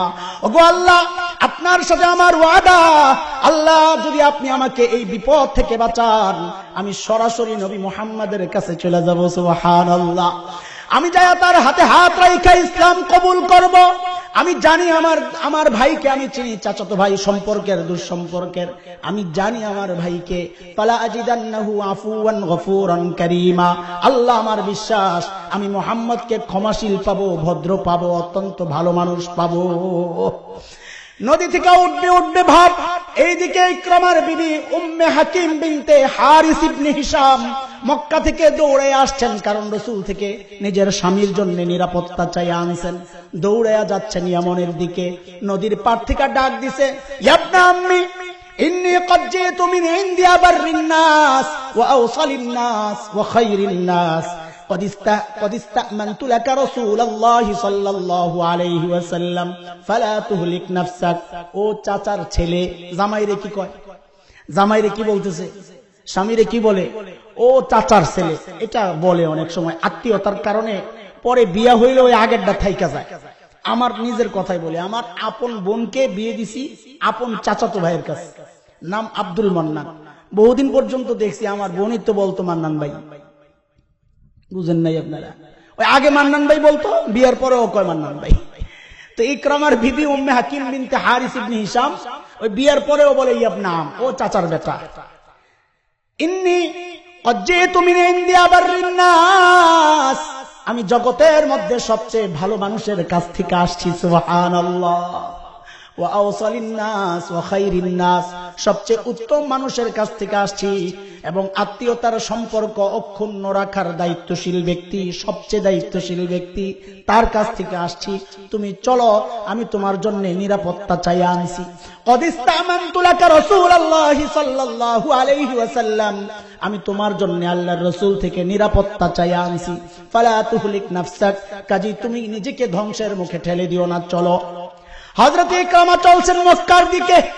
আল্লাহর রাসূল খবর পায়া গেছেন ইকরামা আসতেছেন মুসলমান হইয়া। কেমনে খবর পাইছেন? রাসূল গায়েব জানতেন। আরো জোরে কর না, গায়েব জানতেন। আমাদের বহু পাবলিক আছে এই কথা কয় রাসূল গায়েব জানতেন, আছে কিনা? রাসূল গায়েব জানতেন? কার কথা? আরো জোরে বলেন। আল্লাহ বলেছেন সূরা আরাফ আয়াত নাম্বার 188, 188, 9 নম্বর পারা, হাফিজ কুরআন শরীফের 14 নম্বর পৃষ্ঠার প্রথম লাইন, প্রথম আয়াত। রব্বে করিম বলেন, কুল লা আমলিকু লিনাফসি নাফআন ওয়া লা দাররা ইল্লা মা শাআ আল্লাহ। ওয়ালাউ কুনতু আ'লামুল গায়বা লাস্তাকসারতু মিনাল খায়র ওয়া মা মাসসানিয়াস সূ। আল্লাহ রাসূল বলেন ওয়ালাউ কুনতু আ'লামুল গায়বা লাস্তাকসারতু মিনাল খায়র ওয়া মা মাসসানিয়াস সূ। আরে আমি যদি গায়েব জানতাম তাইলে সবকিছু তো খালি ভালোই পাইতাম, আমি তো বিপদে পড়তাম না। বুঝা গেল আল্লাহ রাসূল বলতেছেন আমি যদি গায়েব জানতাম, মানে কি জানতেন? এই সহজ কথাটা যারা বুঝে না এদের মাথার মধ্যে মগজ না গোবর। আল্লাহ এই গোবর গুলারে মগজ বানায় দেন, বলেন আমিন। শিরক, স্পষ্ট শিরক যে মনে করবে আল্লাহ রাসূল গায়েব জানতেন, স্পষ্ট শিরক। দোস্ত, আল্লাহ রাসূল তো বুঝছেন আমার সাহাবীরা বানানোর জন্য অপেক্ষায় আছে। এখন ইকরামারে তো আমি নিরাপত্তা দিয়ে দিছি, আসলে তো বানাইতে পারবে না, ওই জালটা মিটাইবো এর বাপের উপরে দিয়া। আবু জাহেল পোলারে দূরের থেকে খেপানোর জন্য, কারণ এরা তো কিছু বলতে পারতেছে না, রাসূল তো নিরাপত্তা দিয়ে দিছে। হয়তো এর সামনে আবু জাহেলের ইচ্ছা মতো গাইলে দিতে পারে। রাসূল তো বুঝছেন, টের পাইছেন, সাহাবীদেরকে তো রাসূল চিনেন। আল্লাহ রাসূল জানায়া দিলেন, হুকুম দিয়া দিলেন, এ আমার সাহাবীরা, ইয়াতিকুম ইকরামা মুমিনা ফালা তাসুব্বু আবাহু ফাইন্না সাব্বাল মাইয়িত ইউজিল হাই। আহারে, আল্লাহ রাসূলের এই ছোট্ট কথাটা যদি বর্তমান রাজনৈতিক দলগুলা ফলো করত, নিজেদের আপোষের দূরত্ব অনেকটা কমে যেত, অনেকটা কমে যেত। আল্লাহ রাসূল কি বললেন? এ আমার সাহাবীরা, ইয়াতিকুম ইকরামা মুমিনা, ইকরামা মুমিন হয়ে আসতেছে। ফালা তাসুব্বু আবাহু, ইকরামারা তো কিছু বলবা না যেহেতু সে মুমিন, বুঝছি, কিন্তু ওই ঝাল আবার তার বাবারে দিয়া মিটাইও না। ফালা তাসুব্বু আবাহু, তার বাবারে কিন্তু তোমরা গালিটালি দিও না। কেন? আহারে, কি আদর্শ, কি আখলাক আমার নবীর। আল্লাহু আকবার। ফালা তাসুব্বু আবাহু ফাইন্না সাব্বাল মাইয়িত ইউজিল হাই, কারণ মৃত ব্যক্তিকে গালি দিলে তার জীবিত আপনজনের কলিজায় যায় লাগে। কথা কোন ঠিক কিনা? আরে তোমরা যারা আওয়ামী লীগ করো, হাতে পায়ে ধইরা অনুরোধ কইরা যায়, বিএনপির লিডার যিনি ছিলেন প্রতিষ্ঠাতা, ওই শহীদ জিয়াউর রহমানকে নিয়ে কটূক্তি কইরো না, কারণ তার দলের লোকের কলিজায় লাগে। তোমরা যারা বিএনপি করো, জামাত করো, ওই আওয়ামী লীগের যিনি নেতা ছিলেন বঙ্গবন্ধুকে নিয়ে কোনো কটূক্তি করবা না, তাইলে তার দলের লোক যারা জীবিত আছে তাদের কলিজায় লাগে। তোমরা আপোষের গালাগালি, কটূক্তি, তাচ্ছিল্য, তুচ্ছ করা ছেড়ে দাও। যারা চলে গেছেন তাদেরকে নিয়ে কোনো মন্তব্য কইরো না, দেখবা আল্লাহর পক্ষ থেকে তোমাদের উপর রহমত নাজিল হবে। কারণ কি? কারণ কি? কারণ তোমরা আল্লাহর রাসূলের একটা সুন্নাহ ফলো করছো। আল্লাহর রাসূলের সুন্নাহ ফলো করলে দুনিয়া আখিরাতের শান্তি। কথা কোন ঠিক কিনা? সব যেগুলো আছে 15টার অধিকাংশই মুসলমান হয়ে গেছে। হযরত ওহশী ইবনে হারব মুসলমান হয়ে গেছে। আবু সুফিয়ানের বিবি হিন্দা বিনতে উতবা, হযরত হামজার হত্যার হুকুমদাতা, মুসলমান হয়ে গেছে। রাসূল মাফ করে দিয়েছেন। কেউ দূরে ভাইগা গেছে, কাউকে হত্যা করা হয়েছে, এটা আমার বলা মাকসাদ না। দোস্ত, আমি যে কথাটা বলতে চাই, ওই যে আমাদেরকে গুতা দাও, দুনিয়ার এত সমস্যা থাকতে এগুলা নিয়ে আপনারা কেন কথা বলেন, এটা আমি আমার রবের থেকে শিখেছি, আমার রাসূল থেকে শিখেছি। রাসূল সব মাফ করে দিয়েছেন। রাসূলকে নিয়ে যারা কটূক্তি করেছে, দ্বীনকে নিয়ে যারা কটূক্তি করেছে, আল্লাহ রাসূল তাদেরকে ছাড়েন নাই, আমরাও ছাড়বো না। আমাদেরও বক্তব্য একটাই, আমরা ক্ষমতায় যাওয়ার জন্য কারো সিঁড়ি হইতে রাজি না, ক্ষমতা থেকে নামানোর জন্য কারো সিঁড়ি হইতে রাজি না। মুসলমানদের এই জমিনে হযরত হাবিজ হুজুর রাহমাতুল্লাহি আলাইহির এই জমিনে, শামসুল ফরিদপুরের এই জমিনে, শাহজালাল ইয়ামানির এই জমিনে, আল্লামা আহমদ শফির এই জমিনে কোন কুলাঙ্গার যদি প্রিয় হাবিবকে নিয়ে কটূক্তি করে, তার পরিবারকে নিয়ে কটূক্তি করে, আল্লাহর কসম, শরীরে এক ফোঁটা রক্ত থাকতে ওই কুলাঙ্গারকে এই জমিনে থাকতে দেওয়া হবে না, থাকতে দেওয়া হবে না, থাকতে দেওয়া হবে না।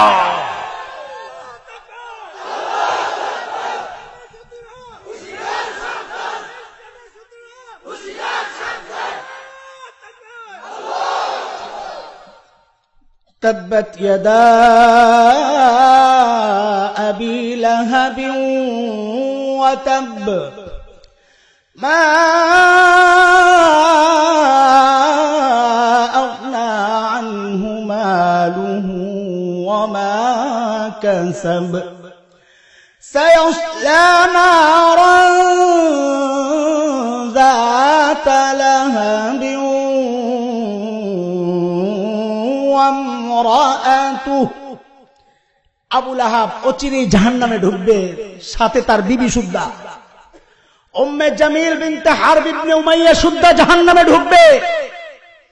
এরে দোস্ত, আবু লাহাবের বিবির নামটা আগে কতজন শুনছেন? আচ্ছা শুনতে পারেন, আবু জাহেলের নাম বেশি শুনছেন না আবু লাহাবের বিবির নাম বেশি শুনছেন? জোরে বলেন। তাইলে বোঝা গেল আবু লাহাবের বিবির চেয়ে রাসূলকে বেশি কষ্ট দিছে আবু জাহেল। ঠিক আছে না? নাইলে তো আপনি আবু লাহাবের বিবির কথাই জানতেন, আবু জাহেলের কথা এত জানতেন না। তো আল্লাহ তাআলা এইরকম বড় শত্রু একটারে বাদ দিয়া আবু লাহাবের বিবিরে কেন ঢুকাইলেন?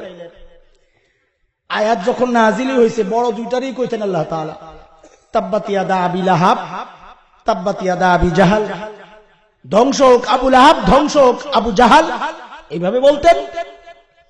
এইভাবে না বইলা আল্লাহ তাআলা আবু লাহাবের বিবির প্রসঙ্গ কেন আনছেন? এটাও বুঝার জিনিস। বর্তমান সময়ে প্রেক্ষাপটে এটা অত্যন্ত জরুরি জিনিস। আমাদের অনেক ভাই বলেন আমরা তো নামাজ পড়ি, সব ঠিক আছে, রোজা রাখি, রাসূলকে মহব্বত করি, মিলাদুন নবীও পালন করে, আবার সুবহানাল্লাহ।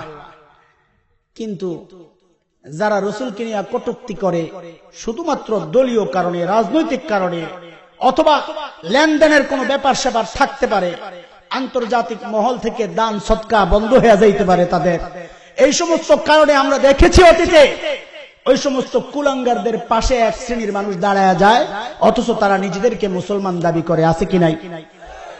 আল্লাহ দেখাইয়া দিছেন।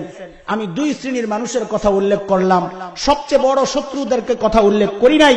দুই শ্রেণীর মানুষের কথা উল্লেখ করলাম। এক শ্রেণী হচ্ছে আবু লাহাব মার্কা, যারা সরাসরি রাসূলের সাথে বেয়াদবি করেছে, রাসূলকে সারাক্ষণ কষ্ট দিয়েছে। আরেক শ্রেণী হচ্ছে আবু লাহাবের বিবি মার্কা, যারা স্বামীদেরকে সাহায্য করেছে, শেল্টার দিয়েছে, পাশে দাঁড়াইছে। কিয়ামত পর্যন্ত যারা সরাসরি গালি দিবে তাদেরও একই শাস্তি, যারা গালি দেবে না কিন্তু তাদের পাশে দাঁড়াবে, শেল্টার দিবে, রাজনৈতিক আশ্রয় প্রশ্রয় দিয়া তাদেরকে আরো বেশি উৎসাহিত করবে, আল্লাহর কসম তাদের ঠিকানাও আবু লাহাবের বিবির সাথে জাহান্নামে। এখানে আরেকটা জিনিস বড় চমৎকার, আবু লাহাবের বিবির যে পরিচয় আল্লাহ তাআলা দিয়েছেন, এই পরিচয়টাও একটু আমাদের শোনা দরকার, তাইলে বিষয়টা আরো ক্লিয়ার হবে। সহযোগী শেল্টার কারা দেয়, কে তারা? আল্লাহ বলছেন হাম্মালাতাল হাতাব। এই আয়াতটার তিনটা মোটামুটি অর্থ আমি করব। অনেক রাত হয়েছে, আপনারা কষ্ট পাইতেছেন না? আল্লাহ, আমার বড় খারাপ লাগতেছে, এত রাত হয়ে গেছে। কতক্ষণ চলতে পারে? 10-15 মিনিট। মোতায়েন সাহেব কই? আর রাখেন। মোতায়েন সাহেব কতক্ষণ চলতে পারে? কটা বাজে? 25 মিনিট। আচ্ছা ঠিক আছে, আলহামদুলিল্লাহ। আমি তো মনে হচ্ছি 5-7 মিনিট বলবেন, আর ঠিক আছে, আলহামদুলিল্লাহ। তিনটা ব্যাখ্যা একটু সংক্ষেপে শুনেন, বড় জরুরি কথা। দেখবেন আপনি গালি দেন নাই, কিন্তু এই হাম্মালাতাল হাতাবের আওতায় আপনি উপরে যেতে পারেন। খেয়াল করেন, হাম্মালাতাল হাতাবের একটা ব্যাখ্যা হচ্ছে আবুল হাম্মালা। হাম্মালা আরবিতে হাম্মালা বলা হয় কুলি, কুলি মাথায় নিয়ে চলে যে কুলি, হাম্মালা বলা হয়। তো হাতাব হচ্ছে শুকনা লাকড়ি। আবু লাহাবের বিবি সম্পর্কে আল্লাহ বলেছেন হাম্মালাতাল হাতাব, মানে আবু লাহাবের বিবি কাটা গাছ এগুলা নিয়ে নিয়ে রসুলের পথ চলা, যেটা রাস্তার মধ্যে বিছায়া রাখতো, যেন রসুল নির্বিঘ্নে মসজিদে যাইতে না পারেন। রসুল যেন নির্বিঘ্নে মসজিদে যাইতে না পারেন, রাস্তার মধ্যে কাটা বিছাইতো, কাটা। এর দোস্ত, তুমি মনে করেছ এখন মসজিদে যাওয়ার সময় কেউ কাটা বিছায় না, কাজী এই আয়াতের অর্থ শেষ, আবু লাহাবের বিবি আর জগতে আসবে না মনে করেছ? না, এটার আবেদন কিয়ামত পর্যন্ত থাকবে। সিস্টেম হয়তো ওইটা থাকবে না, প্রক্রিয়া চেঞ্জ হবে। তোমরা যারা মাদ্রাসায় আসতে ছাত্রদেরকে আতঙ্কিত করো, জঙ্গিবাদের তকমা দিয়া বাবা মার কলিজার মধ্যে ভয় দেখাও, দিনদার ফ্যামিলি তার সন্তানকে মাদ্রাসায় পাঠাইতে চায় না, বলে না, আমার ছেলে মাদ্রাসায় গেলে জঙ্গিবাদের তকমা লাইগা না জানি আমার ছেলেরাও আবার গ্রেফতার করে। বহু মা তার সন্তানকে মাদ্রাসায় দিতে চায় না। এই যে মাদ্রাসায় দেওয়ার জন্য একটা বাধার সৃষ্টি করলা অপপ্রচারের মাধ্যমে, জেনে রাখো তোমরা ওই হাম্মালাতাল হাতাব। এটা একটা, আমি সংক্ষেপ করব তো এই জন্য আর ব্যাখ্যায় গেলাম না। এটা একটা। আরেকটা ব্যাখ্যা হচ্ছে কুটনা বুড়ি, হাম্মালাতাল হাতাব মানে কুটনি বুড়ি। শুকনা লাকড়ি নিয়ে মাথায় নিয়ে ঘুরে, মানে সুযোগ পাইলে আগুন লাগায়। এটারে আরবিতে ঘুরাইয়া বলে হাম্মালাতাল হাতাব। কুটনি বুড়ি খালি কথা চালাচালি কইরা পেস লাগায়, অপপ্রচার কইরা কইরা পেস লাগায়। এই ব্যাখ্যার আওতায় পড়বে সব হলুদ সাংবাদিক যেগুলো আছে। একটা আছে না আমাদের মুন্নি সাহা, আছে না, ছিলেন না? আল্লাহু আকবার। এই টাইপের যেগুলো আছে সারাক্ষণ খালি দ্বীন ও শরিয়ার বিরুদ্ধে যাদের অবস্থান। কয়েকদিন আগে দেখেছি পাড়াগাঁয়ের কোথায় কোন গ্রামের ভেতরে ছোট্ট মাদ্রাসার ছোট্ট ছোট্ট বাচ্চাদেরকে দেশের স্বাধীনতা নিয়ে জিজ্ঞেস করে, পতাকা নিয়ে মানচিত্র নিয়ে জিজ্ঞেস করে। ওই ছোট্ট বাচ্চা কি বুঝে? আমরা তো দেখেছি 21শে ফেব্রুয়ারিতে ইউনিভার্সিটির ছেলে, কলেজের ছেলেদেরকে জিজ্ঞেস করেছে, এই 21শে ফেব্রুয়ারি কি? এটা বলেছে দেশের জন্য এই দিনে অনেকে জীবন দিছে। ইউনিভার্সিটি কলেজে পড়ে, খবর নাই 21শে ফেব্রুয়ারি কি জিনিস। আর ওই ছোট্ট মাদ্রাসার ছাত্রকে মানচিত্র নিয়ে জিজ্ঞেস করে, তার দেশাত্মবোধ নিয়ে প্রশ্ন করে, যে এখনো বিছনায় পেশাব করার বয়স যার যায় নাই তাকে নিয়ে এগুলা জিজ্ঞেস করো। তুমি আমাদের ইমানের পরীক্ষা নিতে চাও? আমাদের ইতিহাস আছে, সোনালী ইতিহাস। এই ছোট্ট বাচ্চা থেকে পরীক্ষা নেওয়ার দরকার নাই। আমাদের সোনালী ইতিহাস পড়ে দেখো, কাসেম নানুতুবির ইতিহাস পড়ে দেখো। দেশপ্রেমিক কাসেমের নানুতুবির সন্তান আমরা, দেশপ্রেমিক মাহমুদ হাসান দেওবন্দির সন্তান আমরা, দেশপ্রেমিক হুসাইন আহমদ মাদানির সন্তান আমরা। তোমরা তো ভিন্ন দেশের নুন খায়া এই দেশকে তাদের কাছে বিক্রির চক্রান্ত করো, তাই না? আমাদের অবস্থান শুনে রাখো, আমাদের অবস্থান শুনে রাখো, ক্লিয়ার স্পষ্ট। এই জমিনকে ভালোবাসি দ্বীন ও শরিয়ার জন্য, এই জমিনের মানচিত্র রক্ষার জন্য ৭১ একটা মুক্তিযুদ্ধ হয়েছিল। জেনে রাখ কুলাঙ্গার, এই জমিনের প্রতি ইঞ্চি জমিন রক্ষায় যদি আরেকটি মুক্তিযুদ্ধের প্রয়োজন হয়, আবারও যুদ্ধ হবে, আবারও যুদ্ধ হবে, আবারও যুদ্ধ হবে।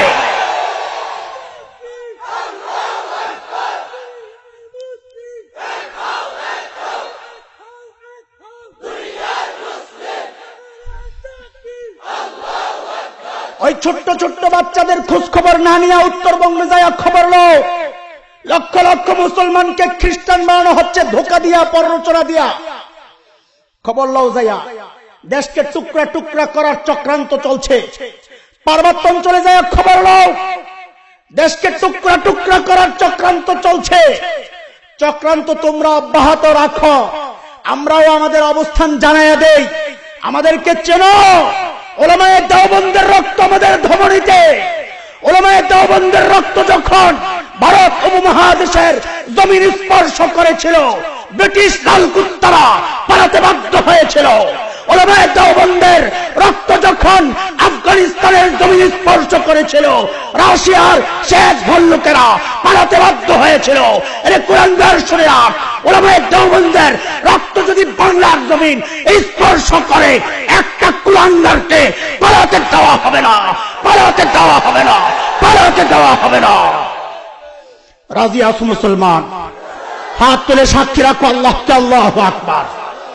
দ্বীন ও শরিয়া রক্ষায়, ইমান রক্ষায়, মানচিত্র রক্ষায় শরীরের শেষ ফোঁটা রক্ত দিয়ে নিজেকে প্রস্তুত করব ইনশাআল্লাহ। রাজি আছো ইনশাআল্লাহ? আল্লাহ কবুল করেন, আমিন। আমাদের ইমানের পরীক্ষা নিও না, আমাদের দেশপ্রেমের পরীক্ষা নিও না। 100 বছরের ইতিহাস আছে আমাদের। ওলামায়ে কেরামের রক্তের পিচ্ছিল রাস্তা দিয়ে স্বাধীনতা পেয়েছ। 1757 ইতিহাস পড়ে দেখো। দিল্লির শাহী মসজিদ থেকে নিয়ে ওই যে জেটি মহাসড়ক ছিল পাকিস্তান পর্যন্ত, হাজার হাজার মাইলের যে রাস্তা, রাস্তার দুই পাশের এমন কোন গাছ ছিল না যেখানে আলেমের লাশ ঝুলে নাই। বাংলাদেশের ওই যে বাহাদুর শাহ পার্কের ইতিহাস পড়ে দেখো, হাজার হাজার আলেমের লাশ যেখানে গাছে ঝুলেছিল, হাজার কেন লক্ষ আলেমের লাশ যদি আবারও ঝুলাতে হয়, বাংলাদেশের তৌহিদি জনতা আবারও ঝুলতে প্রস্তুত, আবারও রক্ত দিতে প্রস্তুত, তাও কোন কুলাঙ্গারকে এই জমিন দখল করতে দেওয়া হবে না, দখল করতে দেওয়া হবে না। দোস্ত মুহতারাম, এটা একটা ব্যাখ্যা। কাজে যে সমস্ত কুলাঙ্গাররা ইসলাম ও মুসলমানদের বিরুদ্ধে অপপ্রচার চালায়, এগুলাও আবু লাহাবের বিবির লগে জাহান্নামে যাবে। বুঝতেছেন কথাবার্তা? 3 নম্বর ব্যাখ্যা, হাম্মালাতুল হাতাব, বড় দারুণ ব্যাখ্যা, এটা শুনে রাখো মুসলমান। বলেছিলাম আগে, দেখো কোন ব্যাখ্যা তোমার কান্দে পড়া যায়, সচেতন হয়ে যাও, সতর্ক হয়ে যাও। এটা বড় স্পর্শকাতর জায়গা। আল্লাহ নিজের সাথে শিরক করনেওয়ালাদেরকে অনেক সময় সাজা দেন না, কিন্তু আল্লাহ তার প্রিয় হাবিবকে গালি যারা দিছে, তার প্রিয় হাবিবের ওয়ারিস নায়েবে নবীকে যারা গালি দিবে, আল্লাহ জানায়া দিয়েছেন সূরা লাহবের মধ্যে, আমি কিয়ামত পর্যন্ত আমিও তাদেরকে ছাড়ব না। 3 নম্বর ব্যাখ্যা, হাম্মালাতুল হাতাব। মুফাসসিরিনে কিরাম বলেন, আবু লাহাবের বিবিকে দিয়ে আল্লাহ আবু লাহাবকে জাহান্নামে শাস্তি দিবেন। আবু লাহাবের বিবি জাহান্নামে লাকড়ি মাথায় তুইলাইনা আবু লাহাবের আগুনের ইন্ধন যোগাবে। আল্লাহ দেখায়া দিবেন, এ মানুষ শুনে রাখ, আমার হাবিবের বিরুদ্ধে যাদের অবস্থান, আমি আল্লাহ তার পরিবারকে দিয়ে তাকে শাস্তি দিব। সুন্নাতাল্লাহিল্লাতী ক্বাদ খালাত মিন ক্বাবলু ওয়া লান তাজিদা লিসুন্নাতিল্লাহি তাবদীলা। আমার এই তরিকা পদ্ধতি সিস্টেম কিয়ামত পর্যন্ত চালু থাকবে, আমি আল্লাহর মধ্যে পরিবর্তন আনব না। কাজে মনে রাখো দোস্ত, তুমি নবীর বিরুদ্ধে যদি অবস্থান নাও, তুমি মনে কইরো না তুমি বেঁচে যাবা। মনে রাখো, তোমার সন্তান তোমাকে গালি দিবে, নিশ্চিত জেনে রাখো। তুমি যদি আল্লাহর রাসূলের নায়েবের বিরুদ্ধে অবস্থান নাও, তুমি নিশ্চিত জেনে রাখো তোমার আপনজন তোমার বিরুদ্ধে লেগে যাবে ইনশাআল্লাহ। কথা কোন ঠিক কিনা? এর মাত্র 2টা উদাহরণ দিলে আপনারা বুঝবেন। পারস্য সম্রাট ছিল খসরু পারভেজ, তার অধীনে ছিল ইয়ামান। ইয়ামানের গভর্নর ছিল বাজান। কি নাম? বাজান। ইয়ামান তখন পারস্যের অধীনে। রাসূল মদিনায়, খসরু পারভেজ বাজানের কাছে দূত পাঠাইছে যে মদিনায় দূত পাঠাইয়া মুহাম্মদকে ধইরা নিয়ে আসো। নাউজুবিল্লাহ, এত সোজা? রাসূল বুঝি আমাদের মতো আশিক রাসূলদের মাঝখানে থাকে। আল্লাহু আকবার। আরে রাসূল তো আবু বকর ওমরের মাঝখানে থাকে। আল্লাহু আকবার। যারা নিজেদের 1 ফোঁটা রক্ত থাকা পর্যন্ত রাসূলের গায়ে একটা কাঁটা বিঁধতে দিবে, এটা সহ্য করবে না, তাদের মধ্য থেকে রাসূলকে ধইরা আনা এত সোজা? বাজানের দূত যায়া মদিনায় পৌঁছে রাসূলকে যায়া বলতেছেন, আপনাকে ধইরা নেওয়ার জন্য পারস্য সম্রাট হুকুম করেছে, বাজান ইয়ামানের গভর্নর আমাদেরকে পাঠাইছে। এই কথা বলতেছে আর কাঁপতেছে। ধরতে গেছে, রাসূলের চেহারার দিকে তাকাইয়া কাঁপতেছে। এটা আল্লাহ রাসূলের মুআজিজা।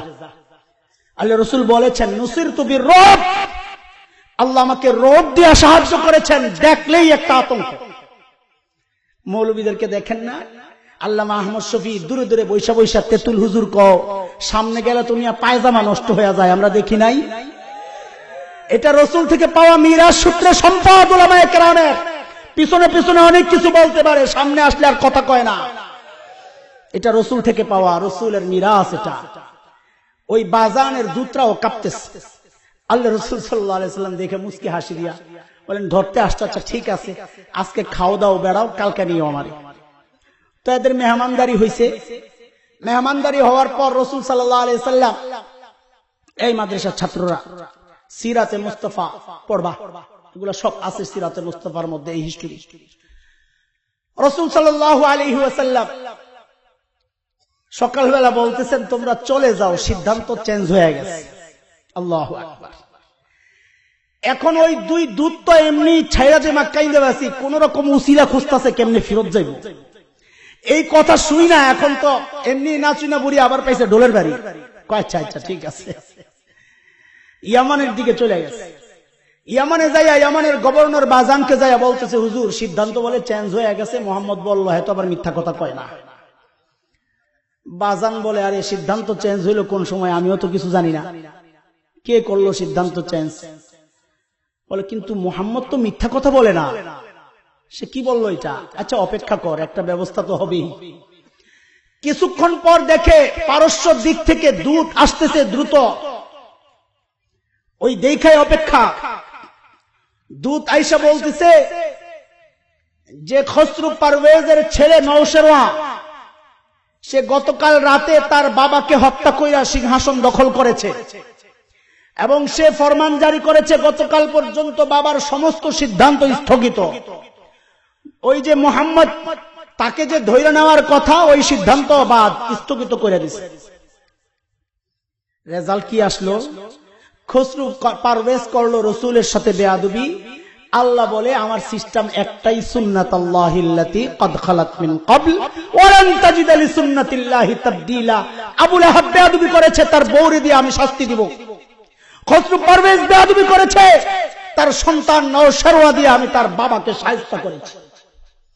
বহুত পুরান কথা এগুলা, তাই না? বাংলাদেশে একটা মেয়ে তার বাবা মাকে হত্যা করেছিল, মনে আছে আপনাদের? আমি আর নামটা বলতে চাই না, আপনাদের পর্যন্তই থাক। তার বাবা একজন পুলিশ কর্মকর্তা ছিলেন, এটা কি আপনারা জানেন? আল্লাহু আকবার, আল্লাহু আকবার। বড় আজীব ও মুসলমান, বড় সাবধান, বড় স্পর্শকাতর বিষয়টা। হেফাজত আন্দোলনের পর আল্লামা জুনায়েদ বাবু নগরী হাফিজাহুল্লাহ সহ উলামায়ে কেরামের উপর যে সমস্ত পুলিশ কর্মকর্তারা নির্যাতন চালিয়েছিল, ওই মেয়েটার বাবাও তার মধ্যে একজন ছিল। আল্লাহ তাআলা এই যুগেও দেখাচ্ছেন, কিয়ামত পর্যন্ত দেখাবেন। আমার রাসূলকে নিয়ে যারা কষ্ট দেয় রাসূলকে, তাকে তার আপনজন দিয়ে আমি শায়েস্তা করি। খসরু পারভেজকে দিয়ে দেখাইছেন, আবু লাহাবকে দিয়ে দেখাইছেন, ওই মেয়ের বাবাকে দিয়ে দেখাইছেন। কিয়ামত পর্যন্ত দেখাবেন। কাজী উলামায়ে কেরামের সাথে বেয়াদবি করবে না। রাসূল নাই, আবু লাহাব নাই। আবু লাহাবের সঙ্গীরা আছে, রাসূলের সঙ্গীরাও আছে। আবু লাহাব রাসূলের সাথে বেয়াদবি কইরা তার পরিবার কর্তৃক শায়েস্তা হয়েছে। আবু লাহাব শেষ, নবীও চলে গেছেন। নবীর ওয়ারিস যারা বেঁচে আছেন তাদের সাথে যদি বেয়াদবি করো, আল্লাহর কসম, আল্লাহ তোমার সন্তানকে দিয়ে তোমাকে শায়েস্তা করবেন।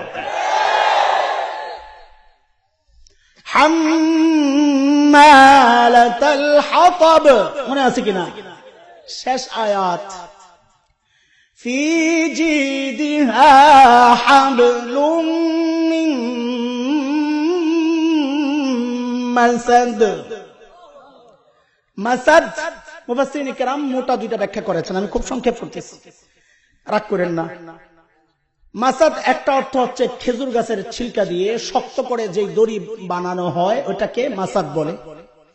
আরবরা এই রশিটাই ব্যবহার করত, খেজুর গাছের ছাল দিয়ে রশি বানাইত। এটা এক অর্থ। আরেক অর্থ হচ্ছে লোহার শেকল, মাসাদ, এটাও এক অর্থ হইতে পারে। ফি জিদিহা মানে তার গলার মধ্যে লোহার শিকল, অথবা ওই খেজুর গাছের ছিলকার মোটা রশি, শক্ত রশি। এটা হচ্ছে আয়াতের অর্থ।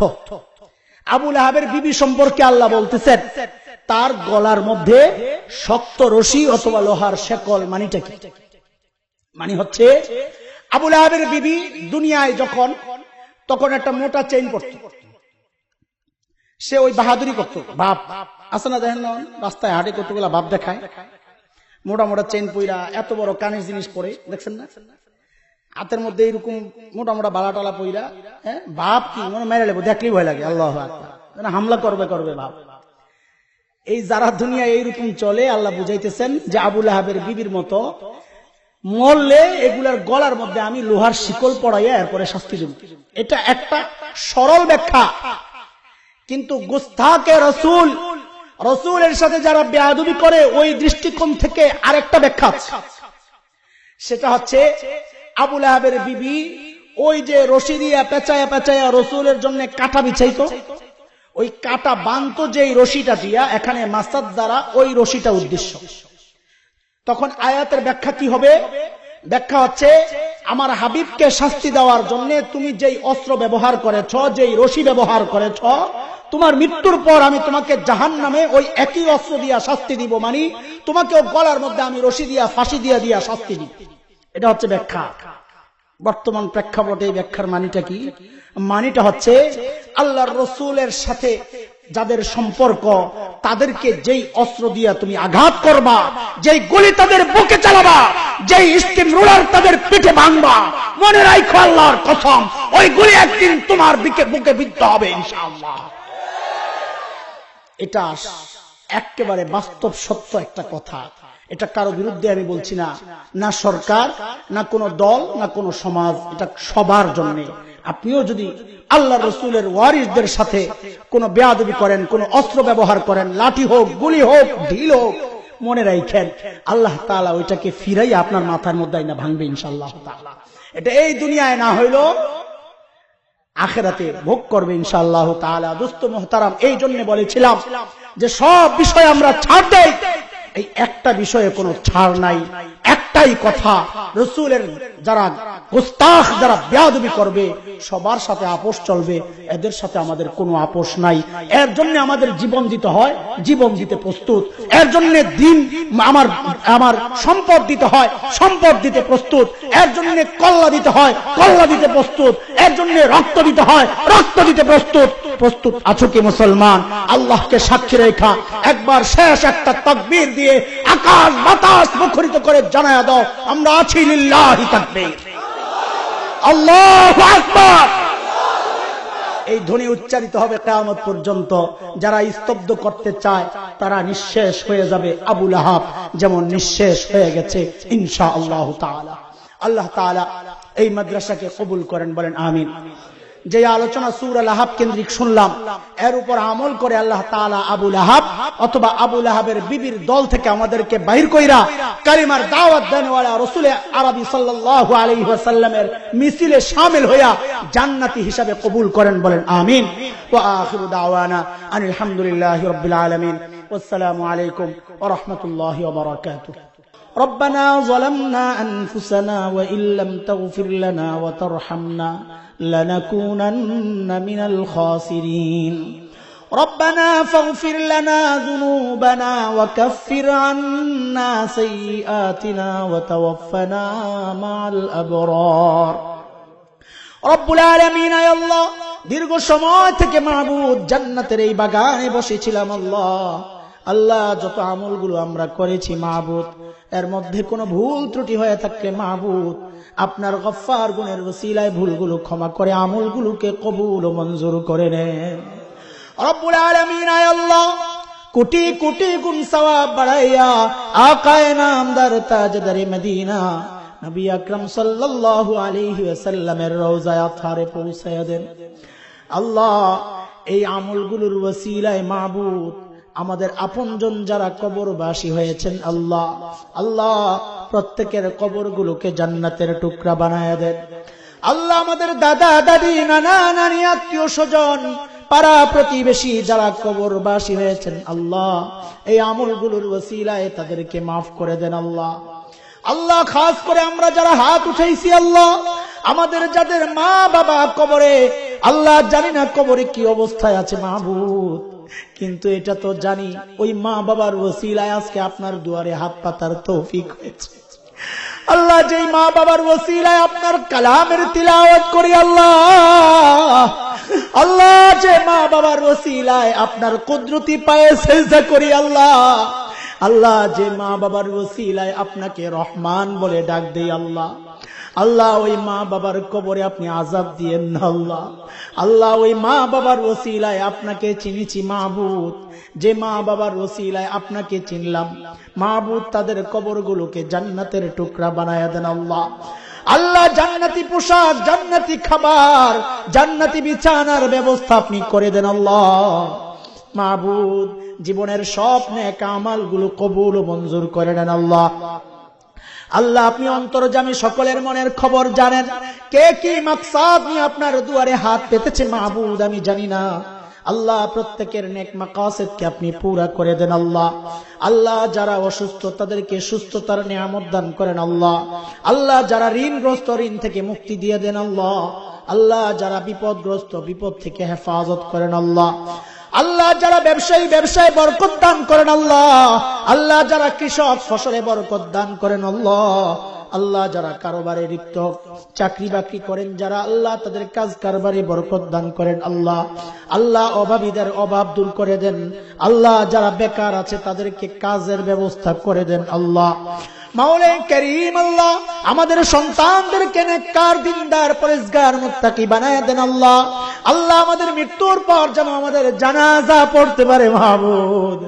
আমাদের মৃত্যুর পর আপনার রহমতের দুয়ারে হাত পাইতা, যেন কাঁদে কাঁদে আল্লাহ চোখের পানি ফেলে ফেলে পড়তে পারে রব্বির হামহুমা কামা রব্বায়ানি সগীরা।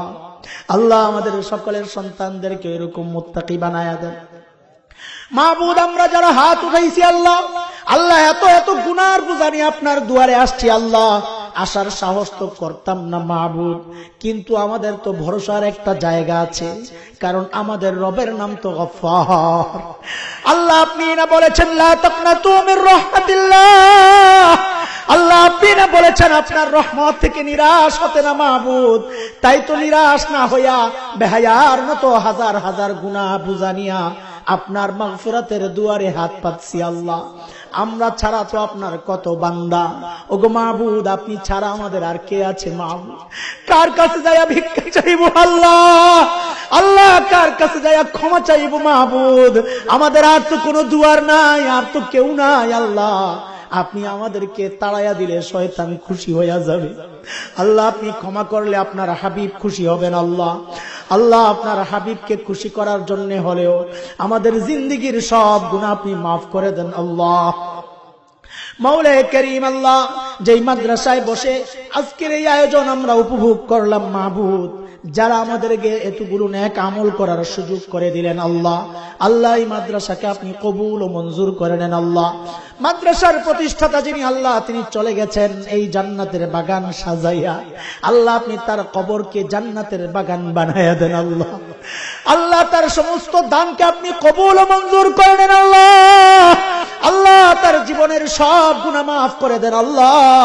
আল্লাহ তার আপনজন যারা বেঁচে আছেন তাদেরকে, বাবার মতো আপনজন যারা বেঁচে আছেন তাদেরকে ওই প্রতিষ্ঠাতার মতো মাদ্রাসার সাথে সম্পৃক্ত থাকার তৌফিক দান করেন আল্লাহ। দিল দিয়ে, মন দিয়ে, প্রাণ খুলে, প্রাণ উজাড় করে মাদ্রাসার সহযোগিতা করার তৌফিক দান করেন আল্লাহ। আল্লাহ আমরা নিজ চোখে দেখলাম অনেক কাজ অসম্পূর্ণ হয়ে আছে মাহবুদ, বিশাল প্রজেক্ট হাতে নেওয়া হয়েছে আল্লাহ। আপনার কুদরতি খাজানা থেকে আপনি যদি সাহায্য করেন আল্লাহ, এগুলা কিছুই না, বড় সহজ মাহবুদ। আপনার কুদরতি খাজানা আল্লাহ এই মাদ্রাসার হাজত পুরা করার জন্য আপনি খুলে দেন আল্লাহ। আল্লাহ মাদ্রাসাকে আপনি দারুল উলুম দেওবন্দের মতো কবুল ও মঞ্জুর করে নেন আল্লাহ। আল্লাহ মুহতামিম সাহেবের মধ্যে আল্লাহ কাসেম নানুতুবির ইলম ও হিকমত দান করেন আল্লাহ। আল্লাহ আসাতাজায়ে কেরামকে শাইখুল হিন্দ মাহমুদ হাসান দেওবন্দি বানায়া দেন আল্লাহ। ছাত্রগুলাকে রশিদ আহমদ গাঙ্গুহি, আল্লামা আনোয়ার শাহ কাশ্মীরি, হুসাইন আহমদ মাদানী, আল্লামা আশরাফ আলী থানবী আল্লাহ এইরকম বানায়া দেন আল্লাহ। আল্লাহ তাদের লেখাপড়ায় বরকত দান করেন আল্লাহ। আল্লাহ এই মাদ্রাসাকে গোটা দুনিয়ার হেদায়েতের মারকাজ আপনি বানায়া দেন আল্লাহ। আল্লাহ এই মাদ্রাসার ওসিলায় গোটা এলাকা থেকে শিরক বিদআতকে আপনি দূর করে দেন আল্লাহ। সুন্নতের ফেজা পরিবেশ কায়েম করে দেন আল্লাহ।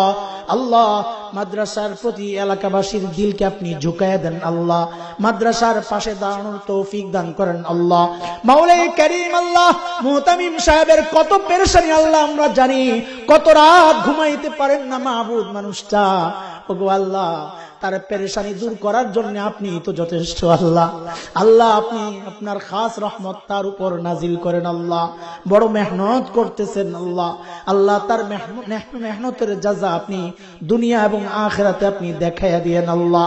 আল্লাহ এই উসিলায় তার আপনজন, পরিবার পরিজন সবাইকে আপনি মাফ করে দেন আল্লাহ। আল্লাহ আজকে যারা দান করলেন তাদের দানকে আপনি নাজাতের ওসিলা বানাইয়া দেন আল্লাহ। জানে মালে বরকত দান করেন আল্লাহ। যারা ওয়াদা করেছেন আল্লাহ ওই ওয়াদা পুরা করার তৌফিক দান করেন আল্লাহ। আল্লাহ আমাদের দেশের উপর আপনার খাস রহমত নাজিল করেন আল্লাহ। সব রকমের আযাব ও গজব থেকে এই দেশকে আপনি হেফাজত করেন আল্লাহ। আল্লাহ গোটা দুনিয়ার মুসলমানদের উপর আপনার খাস রহমত নাজিল করেন, বিশেষ করে বার্মার মুসলমানদেরকে আল্লাহ আপনি হেফাজত করেন আল্লাহ। আল্লাহ জালেমদের জুলুম থেকে তাদেরকে আপনি হেফাজত করেন আল্লাহ। আল্লাহ এই মধ্যরাতে শেষ মুহূর্তে আপনার কাছে একটা আবদার করি আল্লাহ, সাদা দাড়িওয়ালা কত মানুষ আছে আপনি চেয়ে দেখেন আল্লাহ। আল্লাহ মাসুম বাচ্চা আছেন, হাফেজে কোরআন আছেন, হাজী সাহেব আছেন আল্লাহ, তাদেরকে সাথে নিয়ে আপনার দুয়ারে একটা ফরিয়াদ করি মাহবুব। আল্লাহ আমাদের কাউকে গুনাহ অবস্থায় ডাক দিয়েন না আল্লাহ, আল্লাহ গুনাহ অবস্থায় ডাক দিয়েন না আল্লাহ, আল্লাহ গুনাহ অবস্থায় ডাক দিয়েন না আল্লাহ, আল্লাহ আপনার কালামের তিলাওয়াত করা অবস্থায় ডাক দিয়েন আল্লাহ, আপনার কুদরতি পায়ে সেজদা করা অবস্থায় ডাক দিয়েন আল্লাহ। আপনার দিন জিন্দার জন্য আমার শরীর যেন টুকরা টুকরা হইয়া গোটা ময়দানে ছড়ায়া ছিটায়া থাকে আল্লাহ, আল্লাহ ওই অবস্থায় ডাক দিয়েন আল্লাহ। আল্লাহ শয়তানের গোলাম বানাইয়া কবরে নিয়েন না আল্লাহ, আল্লাহ জান্নাতের ঠিকানা না দেখায়া কবরে নিয়েন না আল্লাহ। যেমনটা হাদিসে পড়েছি আল্লাহর রাসূল বলেছেন, জান্নাতি বান্দাদেরকে আপনি মৃত্যুর আগে জান্নাতের বাড়িটা দেখাবেন। ওগো মাবুদ, আমরা সবাই জান্নাতের বাড়িটা দেখা কবরে যাইতে চাই। যে আমল করলে মৃত্যুর সময় জান্নাতের বাড়ি দেখা মরতে পারবো মাবুদ, ওই আমল আপনি সহজ করে দেন, ওই আমল করার তৌফিক দান করেন আল্লাহ। আল্লাহ গোটা জীবনটাকে সুন্নত দিয়া সাজানোর তৌফিক দান করেন আল্লাহ। আল্লাহ সব রকমের গুনাহ থেকে বেঁচে থাকার তৌফিক দান করেন, কানের গুনাহ, জবানের গুনাহ, চোখের গুনাহ, চিন্তার গুনাহ, আল্লাহ সব গুনাহ থেকে আপনি বেঁচে থাকার তৌফিক দান করেন আল্লাহ। আল্লাহ সর্বাবস্থায় আল্লাহ আপনাকে হাজির নাজির যাই না, তাকওয়ার জিন্দেগি গ্রহণ করার তৌফিক দান করেন আল্লাহ। وصلى الله على سيدنا محمد وآله وصحبه أجمعين سبحان ربك رب العزة عما يصفون وسلام على المرسلين والحمد لله رب العالمين.